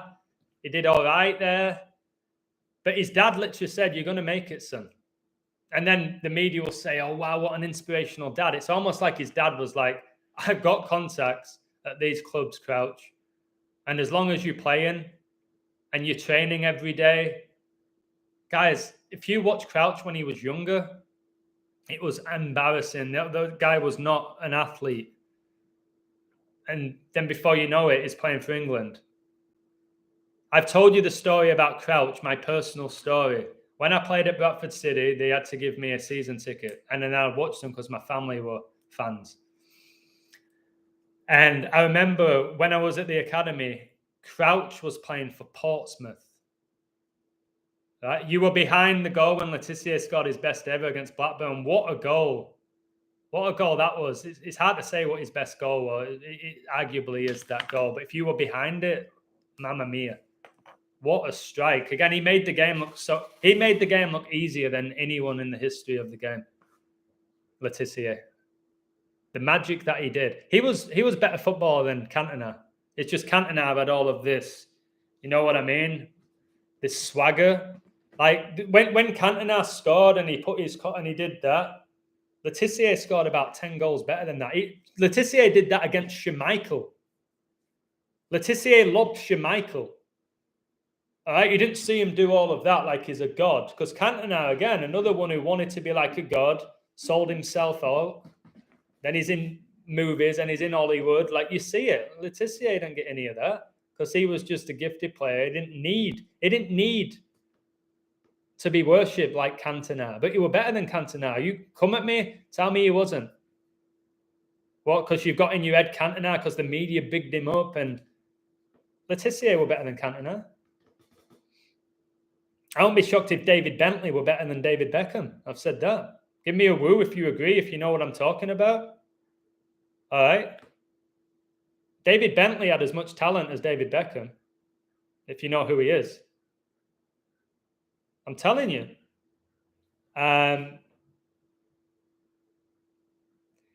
Exactly, mate. That's why Lampard had to work so hard, because he knew he would make it, whatever, and had to reach some level. Remember what Redknapp happened when Frank was a teenager. Exactly, Gus. I brought that up with the Tissier. I said Frank Lampard is cousins with Jamie Redknapp, whose father's Harry Redknapp, who promoted Lampard, saying he's going to make it. I know. So Harry Redknapp, he's high up, innit? Someone like Harry Redknapp's a Freemason. So he's super high up, Redknapp. All the coaches are mates with each other. All right, it is one of them. That's why so many of the sons play. Father, and then the son makes it, and the half. Remember Brian Clough and Nigel Clough? Nigel Clough want a good footballer. And then, all right, we'll get you a coaching job as well, because he was living through his dad. Now, Haaland's different. Erling Haaland's better than what his dad was. But in general, that's how it works. If your dad made it and you're a half-decent athlete and you want to be a footballer, all right, we'll make a few calls. We'll get you in. That's why I used to say, if my dad, I said it 3 times in this live, if my dad was an ex-pro, I'd have been a pro for 20 years unless I got injured. Easy. But I didn't have those type of contacts. I got scouted by Bradford, Barnsley, Sheffield Wednesday, Sheffield United for my talent. Not because anybody helped me. Not because somebody made a phone call. And they got rid of me, and it was beyond harsh. It still doesn't make sense why they got rid of me, but I don't care now. Because, look, I'm a really happy place in my life with a beautiful grappa girlfriend. So, yeah, it was brilliant conversation. And when it comes to COVID, yeah, he was saying what he thinks about it. He's just a guy, guys. He's no better than us because he played in the Premier League. He's a guy that spoke his mind on social media, and he got called out for it because he has influence. And I'm told you, Matt Le Tissier is not influencing the whole world. Do you know what I mean? He was a decent, unbelievable footballer in the 90s, early 2000s. He's not the guy he's not Lionel Messi. You know what I mean? Who has great influence on current thinking and the current generation. For us who knew him growing up, oh yeah, Le Tissier, great guy, great player. That's all people say. You're not going to listen to him and then make your judgment about this because Le Tissier said something. He was just expressing himself. Thomas Gravesen was better than Beckham. Yeah, Thomas Gravesen went to Real Madrid, which didn't make sense. He did decent enough at Everton, but then he's at Real Madrid. Oh, anyway, I was going off I do this a lot. Got about 20 more minutes max. I was talking about Crouch. And I was watching Bradford Portsmouth. And answer this, guys. Who do you think was his coach? I'm pretty sure it was Harry Redknapp, or it was at Southampton. But anyway, he was playing for Portsmouth at Valley Parade, Bradford City Stadium. And I'll never forget what I said. And I did say this. He's the worst professional footballer I've ever seen. It wasn't Big Sam at Portsmouth. I can't even remember who. I know Redknapp was at Portsmouth when they had Paul Merson because they got promoted, and I actually bet on them to win that league. Big price. Don't know why I did it. but I remember it. My brother remembers it. I bet on Portsmouth to get to the Premier League. I think they had Sheringham in the team. I don't know, but it was a really good price. And then after I placed the bet, they started. I said, that's what I said. Redknapp is going to start signing all these players because he's the wheeler dealer. He's going to get some really top players and they'll get promoted. Watch. And they're like, oh, I don't know. The Portsmouth have money. I said, Redknapp wouldn't be there if they didn't have money. I had this mind then. I didn't know the code. I was just very smart. My best friend Nathan said, you were always good at figuring out who were going to win. I was like, Portsmouth are going to go up. Redknapp's not going that unless they've got money. He wouldn't do that. And then they started buying all these players and they cruised the league. So anyway, I'm watching City Portsmouth. And I remember I said, that big guy, didn't even know at the time. Now I know. So that big guy's the worst pro football I've ever seen. Every time the ball came up to him, it like bounced off his chest and then went 6 yards away from him. He got bullied. He never won a header. He couldn't beat a player. He was running like a horse, like stood up. And I was like, oh my word. The worst footballer. And then 8 years later, he was playing for England, scoring hat tricks, bicycle kicks in Champions League games. They're not as good as you think. You can fit in an average footballer into a Premier League team. You can. And then the average, they can become good then because they're training every day. They're getting the best nutrition. They're getting great coaching in most cases. All right. They're playing against good players. That does make you better. That's why I stopped playing football where I live at one point, because it was just 7-8-1 every game.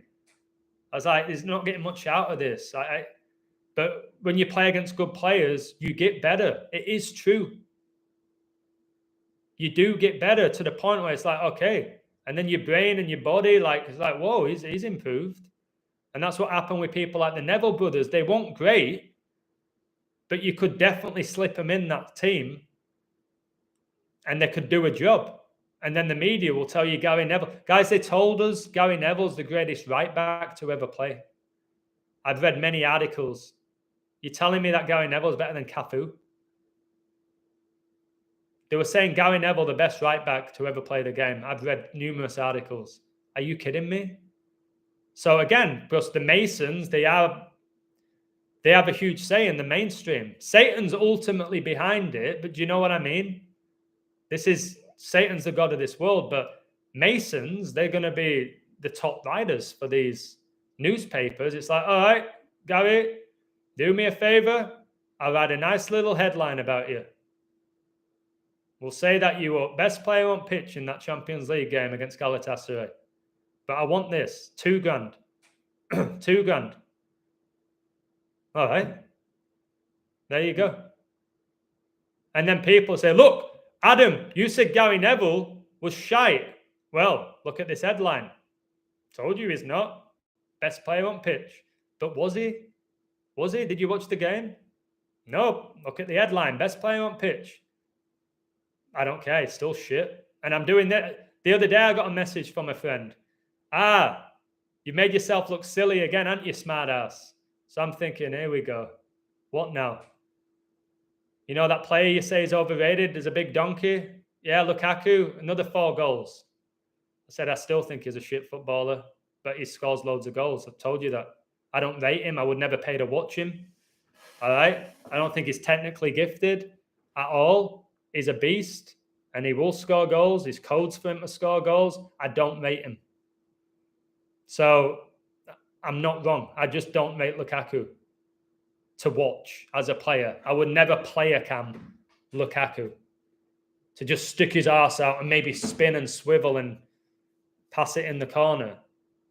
No, that's just... Somebody asked me about Joe Cole. I thought he was brilliant. I thought it was the Eden Hazard before Eden Hazard. I really like Joe Cole. Again, it's interesting, all those players came through the West Ham Academy at the same time. Top stars. Lampard, Rio Ferdinand, Jermaine Defoe, Michael Carrick. They all came through the same academy at the same time. And they all played for England. That makes me wonder. It's like, was their academy coach now affiliated with England? Joe Cole as well came through. All those players came through the same West Ham academy and all played for England. I know Pennant played at Arsenal. He was very good. Another one who was super talented, Pennant, and disappeared. Or he kind of disappeared. He went from being like the next Thierry Henry to playing for Stoke on the bench. So, yeah, all those top West Ham players, they came through at the same time and they all went on to play for England the same time. I don't know the odds of that. Yeah, West Ham FC, the Queen's Club, for sure. Their current stadium is the Olympic Stadium. It was designed for the Olympics that England hosted in 2012. That's why the best player is Jared Bowen, who was born 2012. Did you know that? Jared Bowen was born 2012. The Olympic Stadium was for the 2012 Olympics. It's just crazy. Queen Elizabeth Olympic Park. It's super close to Buckingham Palace, is that stadium. So, yeah, it's just really deep. Again, remember, like, Francis said West Ham FC, the Queen's Club. No, he wasn't born 2012. I think he was born the 20th of December. Yeah, Gerard Bowen was born the 20th. Look, I'll write it down for you. Of course, he wasn't born in 2012. All right, that'd make him 11. He was born the 20th of December, 2012. And he's their best player right now, isn't he? He went from the Tigers, Hull City, and he's their most influential player. Is he the best? I don't know, but he keeps popping up. He got the goal for them in the European Cup final. I had a feeling it was going to be him. He's got all these Queen numbers. So, yeah, talking about West Ham being connected to the Queen. All the London clubs are heavily connected to the Queen, by the way. But 1966, yeah, he'll get a big move. I think he'll go to, yeah, maybe Liverpool. It's very like Salah. If Salah leaves Liverpool, right? If Salah leaves Liverpool, Bowen's going to take his spot. Very similar the way they play, guys. I don't care what you say. I know Salah gets way more goals with his code because he's got the Egyptian king riddle and the 9/11 riddle with him being born 15/6, 9/11, the 156 prime. That Jared Bowen is as good as Salah. You're going to hammer me for that as well because of the statistics. Bowen can do anything with a ball that Salah can do. I hope you agree with me. Maybe you can, and that's fine. But West Ham, when England won the World Cup in 1966, Queen Elizabeth handed the trophy to Bobby Moore, West Ham's captain. Now, Declan Rice is all over the mainstream, the media. He was West Ham's captain. Now he's gone to Arsenal, the only club to ever go to the Buckingham Palace and have tea with the Queen in the history. It was Arsenal. It's all connected. Like again, Declan Rice played in the same academy team as Mason Mount and Reece James. Academy team. Not like Chelsea. I'm talking like U8. And then they all went on to play for England together. Now, Reece James's sister, this is one where I'm like, Reece James's sister, Lauren James, is a man. It's a man. All right? Look it up, study anatomy, it's a man. So it is going on. It's not all of them, but if you look at Lauren James. So, I don't know. Maybe Lauren wasn't as good as Reece and just desperately wanted to be a pro. It's like, you really want to be a pro? Well, this is how you're going to do it. And we'll put you at the top of women's football. You'll still play in these stadiums. You'll still get recognition. The media will still promote you. Fine, I may as well do that. What else am I going to do? Work in a factory? Whilst I watch Reece get all the glory? So, yeah, Bobby Moore was West Ham's captain and England's captain. Did you know Teddy Sheringham was born 4/2/66 and he played for West Ham? And England won the World Cup final 4-2 in 66. Did you know Teddy Sheringham was born 4-2, 66? How amazing. And he won the treble with the Red Devils. I think he's still the oldest player to ever score in the Premier League, Teddy Sheringham. Yeah, many West Ham players did play for England back then. They did. In our generation, West Ham haven't been great. But they've still had plenty of players represent England. Like I said, Jermaine Defoe, Lampard, Rio, Carrick, Joe Cole, Declan Rice, Jared Bowen, Cresswell. Who else have West Ham had in our... Help me out, guys. Maybe I've covered them all there. Who else has played for West Ham in our last 20 years and then played for England? Sheringham's done West Ham in England. Carlton Cole. He had awful. I used to make fun out of Carlton Cole all the time. Awful footballer, that guy. Les Ferdinand. Dean Ashton's a good one. Like, it's interesting what happened with his career. He was phenomenal at Norwich. Always a bit overweight, but he was a gifted player. Went to West Ham, got injured, and then never played again. I think he played for England, but like a couple of times maybe. Stuart Pearce is a good one. Glenn Johnson, again, he was overrated. Glenn Johnson, I think he came through West Ham. Then he went for Liverpool. He was at Liverpool, one and Chelsea, I think. Definitely was at West Ham. David James, we were West Ham, wasn't he? 2 male names. Rob Green, that's a good one. Like, Rob Green's mistake against the US looked like he let it through his legs in the World Cup. But did you see his face? He was devastated. I don't think he let that in to embarrass him or to go through a ritual. I think he was genuinely devastated and like, how did that happen? So I don't think they're completely in control. I'm not going to take anything away from like Tissier. It's just the spiritual wickedness involved more now than ever. I believe more now than ever. But it's been going on. I said to him about that World Cup final in '66. I said, did they tell George? Why am I saying George? Did they tell Jeff Hurst to hit the underside of the crossbar to make sure that it was maybe over the line? He said, yeah, they did. Like, you know what I mean? That type of thing. You can't rehearse that. They're not that good. Rashford it in the outside of the post in the Euro 2020 final penalty. Ain't that good to hit the outside of the post. They should be for the amount of money they supposedly get. I want to think of 2 more before I go.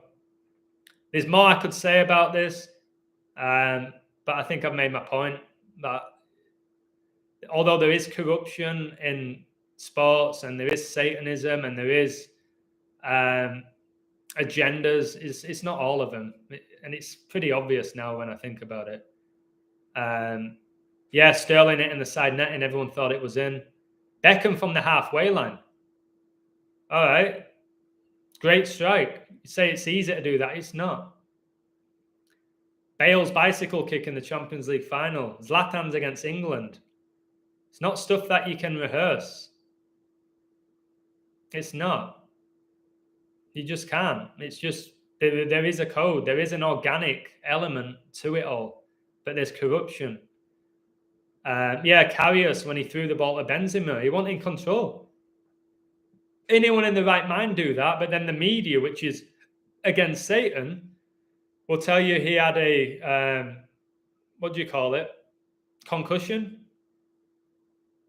If Karius had a concussion, guys, I don't care who you are, how tough you are, you tell the coach. I don't care how big the game is.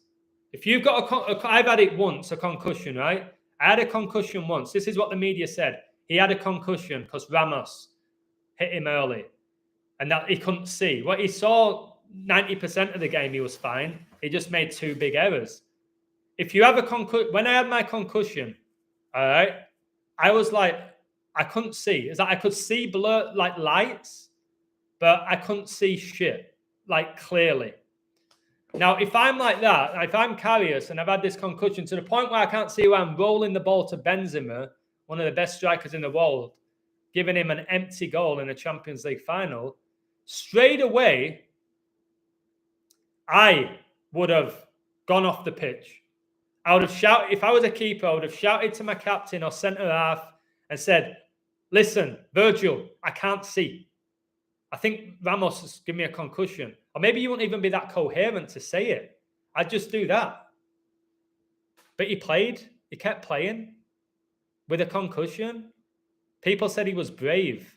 That's not brave. If that was genuine, you've cost your team the Champions League. And Salah got injured in that game by Ramos. And they said he's going to miss the World Cup. And I told you all, no, he's not. He'll be at that World Cup. All of his numbers say he'll be at that World Cup. He's going to be at the World Cup. And they said, no, he's going to be out. He was there at the World Cup, Salah. Because I did the code. I said, the numbers say he's playing in that World Cup. He's going to play. I don't care what the media tell you. He could be out for a whole year. No, he's not. He's gone to the World Cup.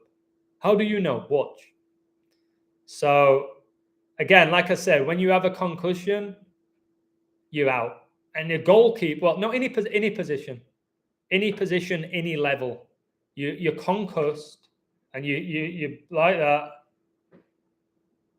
you're out. So he didn't have a concussion. That's what Satan tells you. It kind of makes more sense than him just giving it to Benzema. And you can say it's corruption.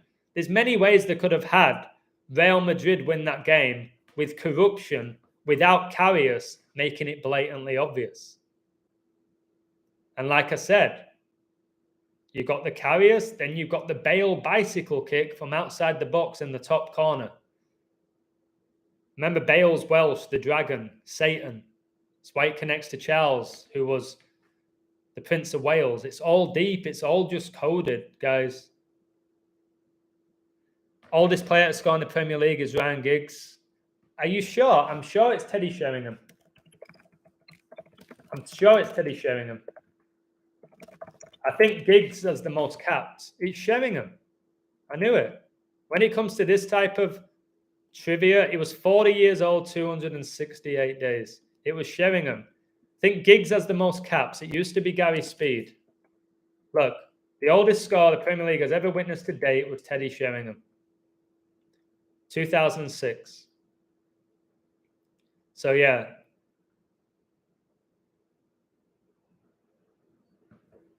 It was him.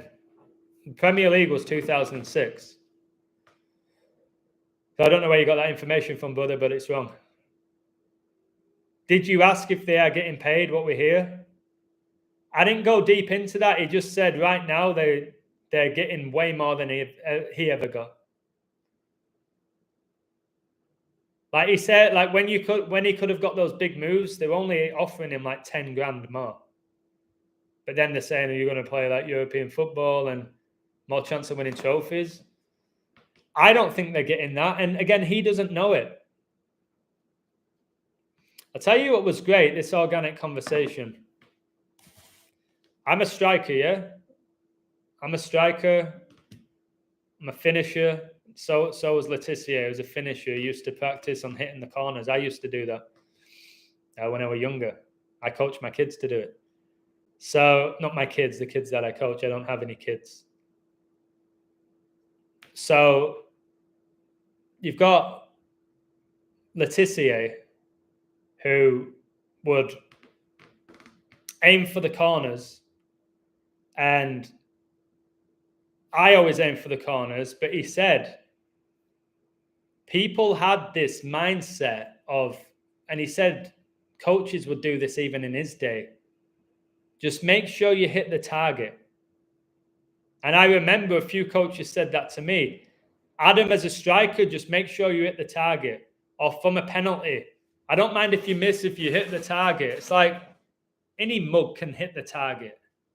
I said passing a ball in a corner from 12 yards is so easy. That's why I took penalties.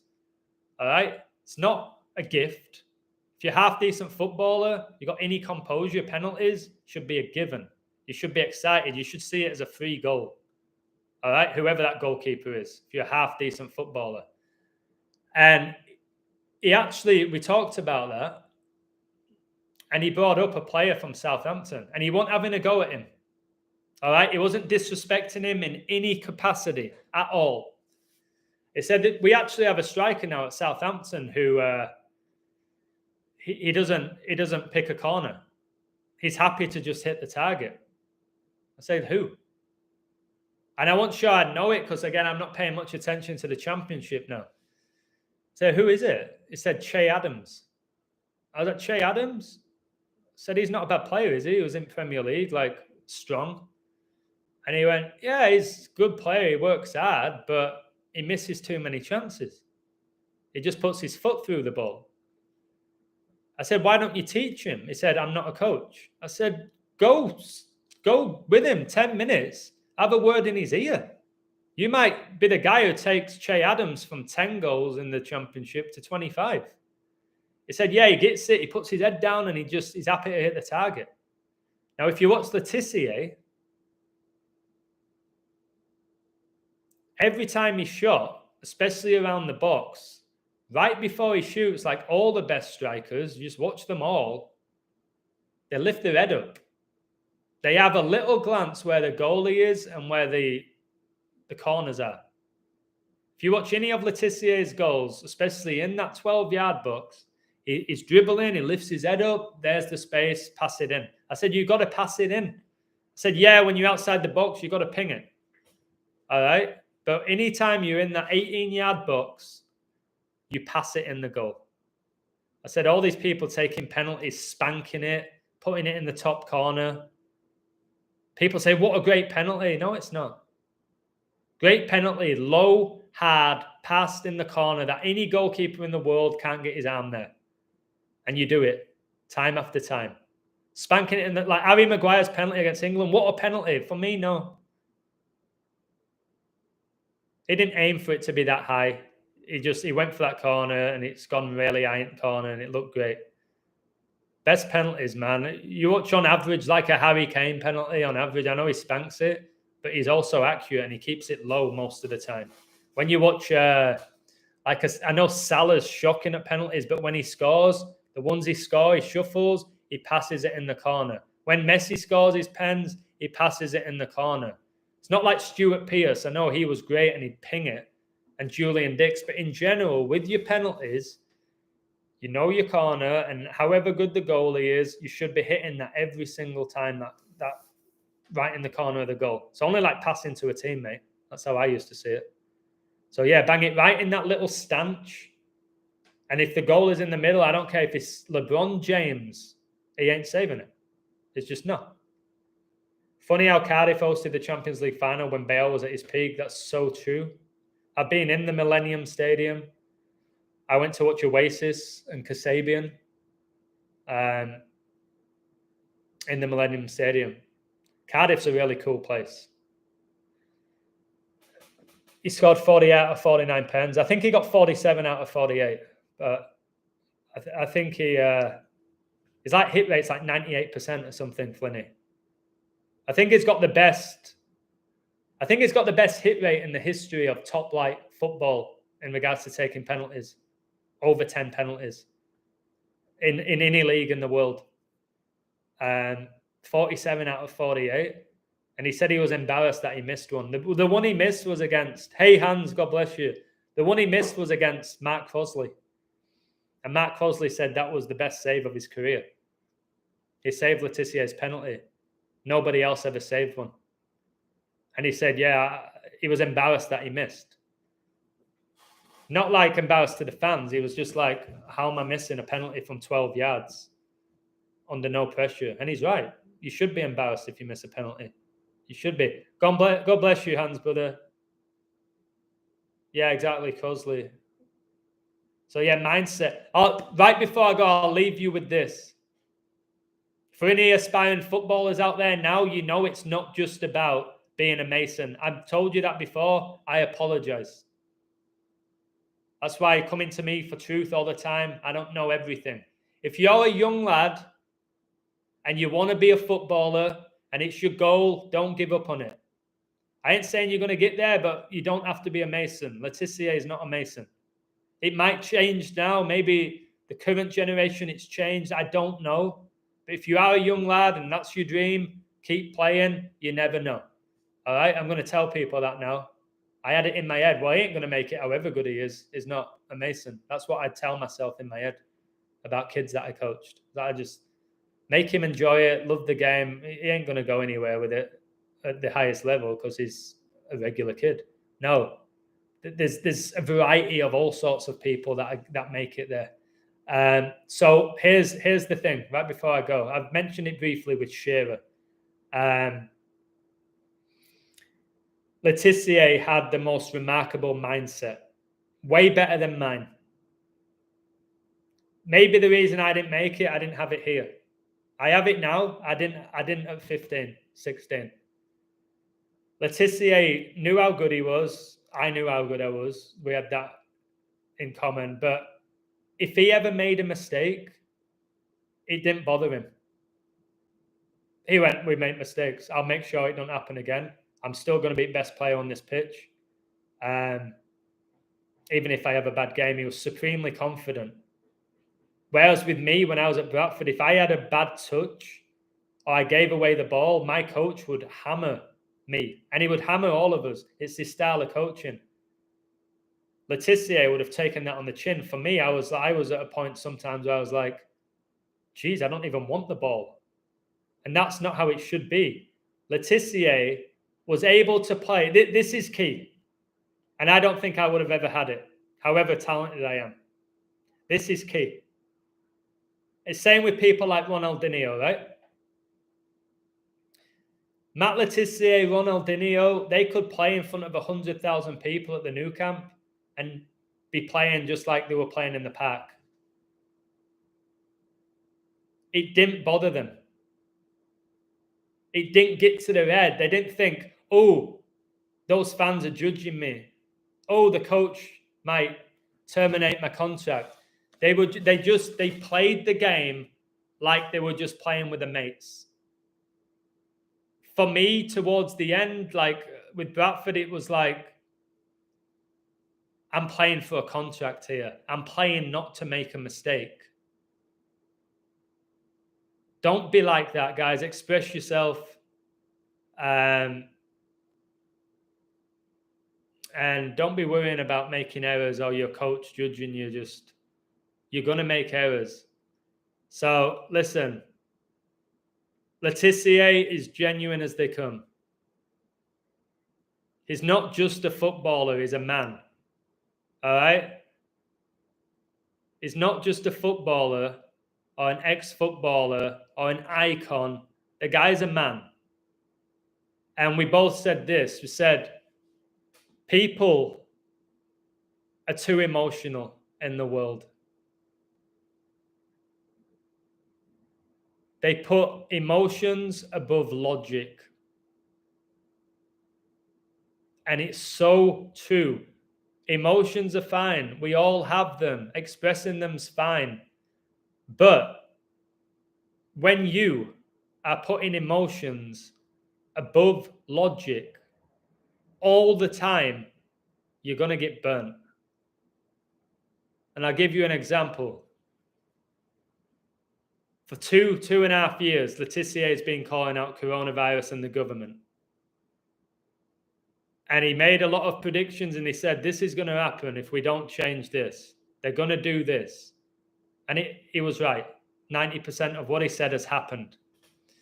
Now there's people who at the beginning said Le Tissier is crazy, is losing his mind, he's having a midlife crisis, he's an attention seeker. So they made all these accusations. Fair enough. You're entitled to your accusations. 2.5 years later, he's right. And you'll still have the same people saying he's mental, he's lost his mind, he's an attention seeker, he's having a midlife crisis. It's like, no, he was right about nearly everything he said. And you're still going to say he's doing it for attention? He's still doing it because he's mental? How is he mental if he's right? So we live in a world where people just can't let it go. That's why the person earlier in the chat said, wait, are you changing your mind? Why do people have such an issue with change? Have you noticed people don't want you to change? They want you to be the same person that you were 20 years ago. What's happened to you? You've changed. Told you when I stopped watching pro football and playing fantasy football and being a joker all the time. What's happened to you? This isn't the Adam I know. Go back to that old Adam. I ain't going to change who I am for you. Wow. So it is like that. People see you in a certain way, and when you evolve or you change and you justify your change, they think you're having a breakdown, don't they? They think that you're having a breakdown. What's happened to him? He's completely transforming. Yeah, it's a beautiful thing.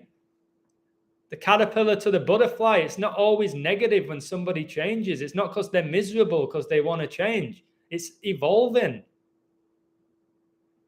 And there will never be another Harry Maguire. Remember the 2 penalties England scored in the Euro 2020 final? Harry Kane, Harry Maguire, Prince Harry, number 9, number 6. The Queen died at age 96. Her jubilee lasted 96 hours. England hosted Euro 96. The player who got them knocked out is their current coach, Southgate. We live in a coded reality. We lost in a shootout to Germany. Shootout, Germany, England, war. The upcoming Euros is in Germany. It begins on Donald Trump's birthday, who's German. We live in a coded reality. I think the royal family are German lineage. I do. And they are. They actually are. It's not even I think. They are. When you study the family tree, they've got German lineage. Can I get a woo if you're aware of that?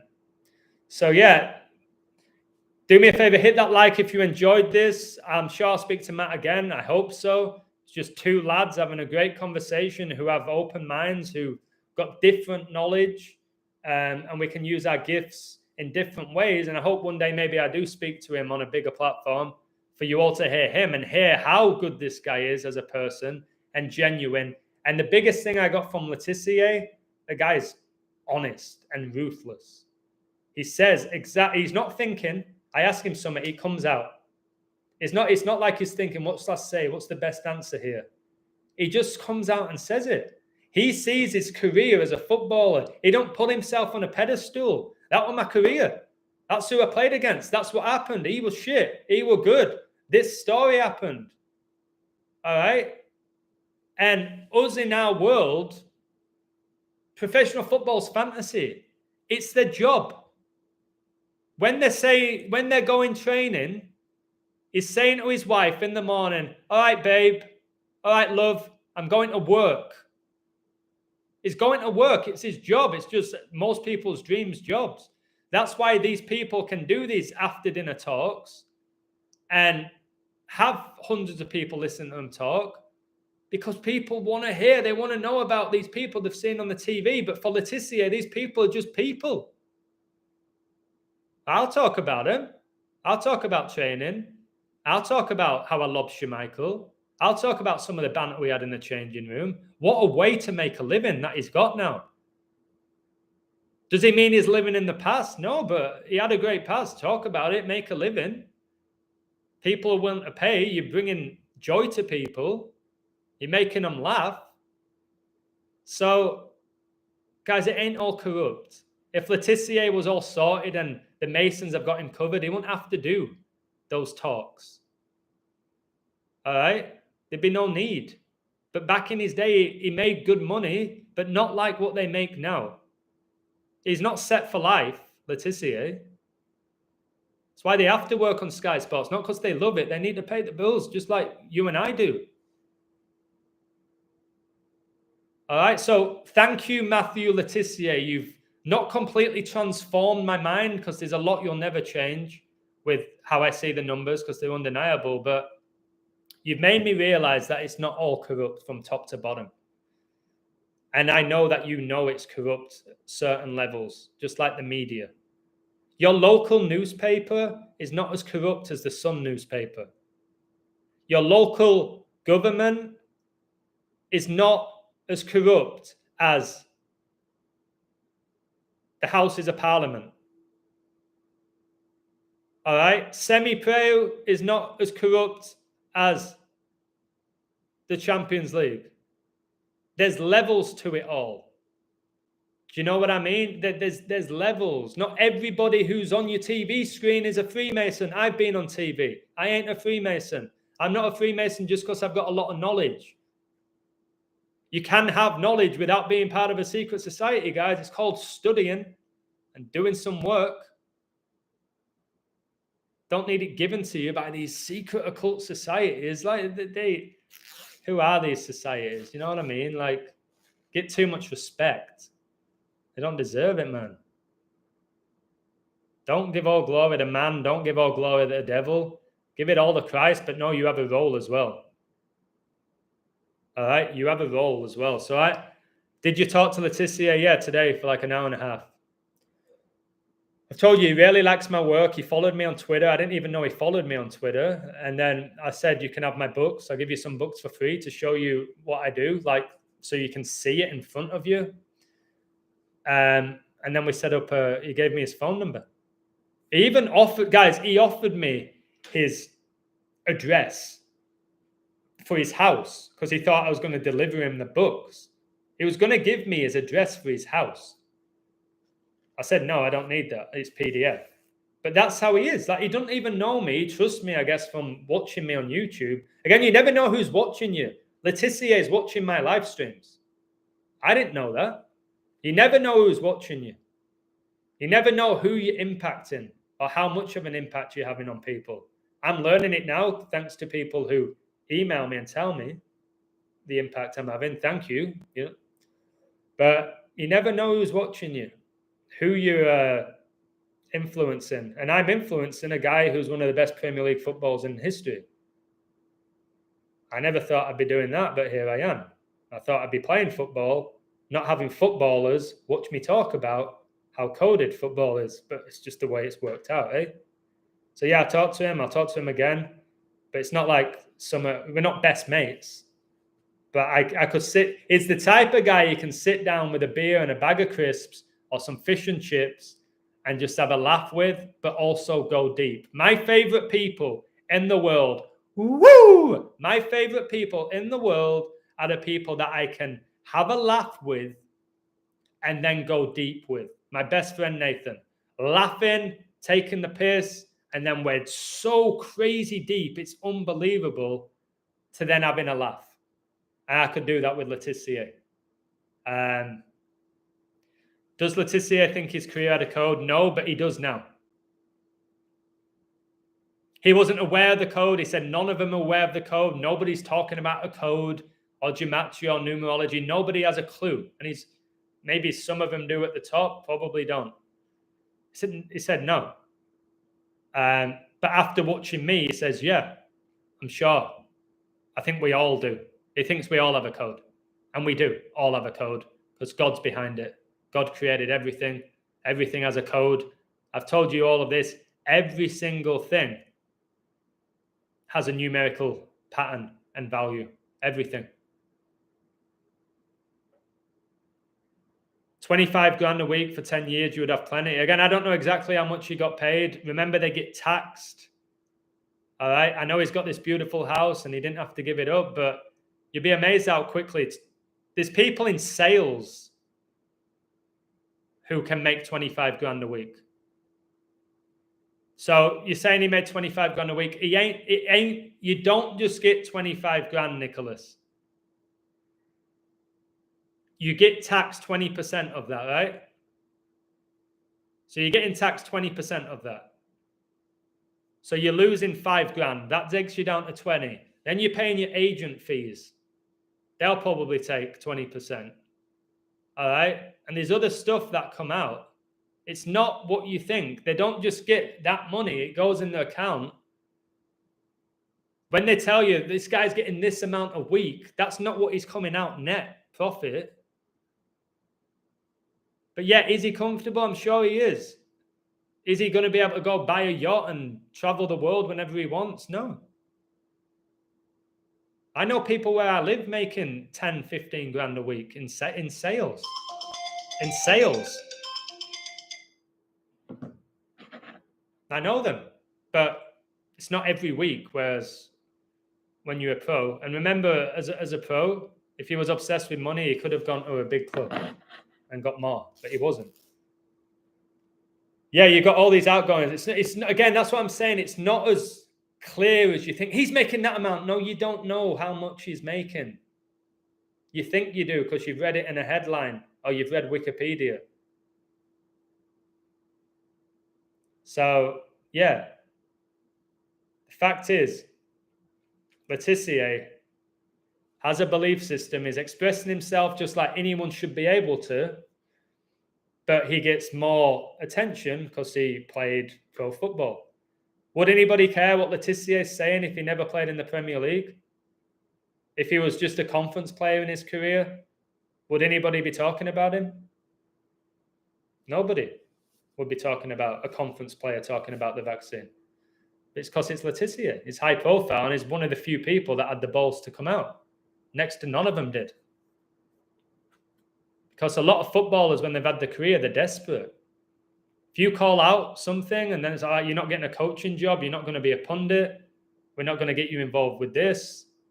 So they keep their mouth shut. The easiest thing is to keep your mouth shut when you've made it. Get your money. Tissier hasn't kept his mouth shut because he's a maverick. He was a maverick as a footballer. He's a maverick as an individual. That's why he was a maverick as a footballer. And he says what he thinks, and he ain't doing it to try and wind you up.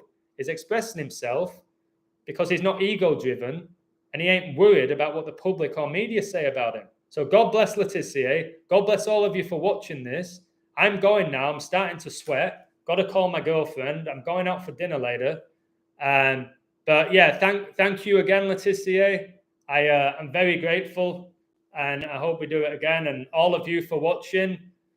I hope you enjoyed it. Just ping that like button before I go if you can. And I'm dripping with sweat. I'm beyond. I shouldn't be wearing a hoodie. And that's why I've took my shirt off, not to try and show off. Because look, it's not like I'm Hulk Hogan in his prime 80s. So anyways, yeah, you work for Sky. You can work for Sky. Another thing, you can work for Sky and not be a Freemason. You can. I'm sure the people that run Sky, that own Sky, are Freemasons. It doesn't mean that everyone who they hire has to be. Doesn't mean everybody who's ever been on Soccer AM was a Freemason. They've got to take advantage of certain people, or if they see certain gifts in certain people, they will hire those people. And if those people do as they're told, they'll keep them. And if someone like Tissier says no, they'll get rid and replace them with somebody else next in line who's waiting for a job because they need money, because their pro career's over. Load of them that played in the Premier League right now, back in the 90s, especially the 80s, they don't have the ability to retire. Championship players, they don't. That's why they have to get a job. And it's hard for them. Their whole life they've played football, and now they're having to work in an office. Like, I have to work on a building site. What's happened? Sky Sports call you. Right, we'll pay you this amount of money. You're going to sit on a panel show. You're going to talk about football, but you have to do this, this, and this. Sure. Tissier eventually got to a point where he's like, I'm not doing that. And he's stubborn in a good way. I'm not doing that. I won't wear that. I won't say that. I won't promote that. And he lost his job. And then they just get a new person. It's just the way it is. You don't, just because he worked, I used to say that, he works for Sky as a Mason. No, I don't believe that. I just don't. Do I think Jeff Stelling's a Mason? Yeah. Because who was he? Who was Jeff Stelling? He hadn't had a pro career. He was like the star of the show. So someone like him, I believe he has contacts. But was he good at his job? Was he good at his job? Jeff Stelling? Unbelievable. Unbelievable at his job. So keep him. Everyone liked him. But how he got the job, I don't know. Maybe he knew somebody. Maybe he didn't. Who knows? But he did his job very well, didn't he? Can you give some financial advice? I've got to go now, bro. I'm good with money. I don't know why you'd come to me for financial advice. I probably not the best person to come to. Only spend money on things that you need, not things that you want. Be smart, okay? Don't go chasing things you can't afford. And yeah, don't be driven by money either. Don't be driven by it. Will I ever have kids? I don't think so. I don't have plans to have kids. Not that I dislike them. I don't believe I'll ever have a child. And again, I physically can. I'm not infertile. I've said this since I was like 17. I don't know why, but I don't think I'll ever have a kid, and I've never wanted to. Right. God bless you all. Cheers. Take care, guys. And God wins, baby. Woo-hoo!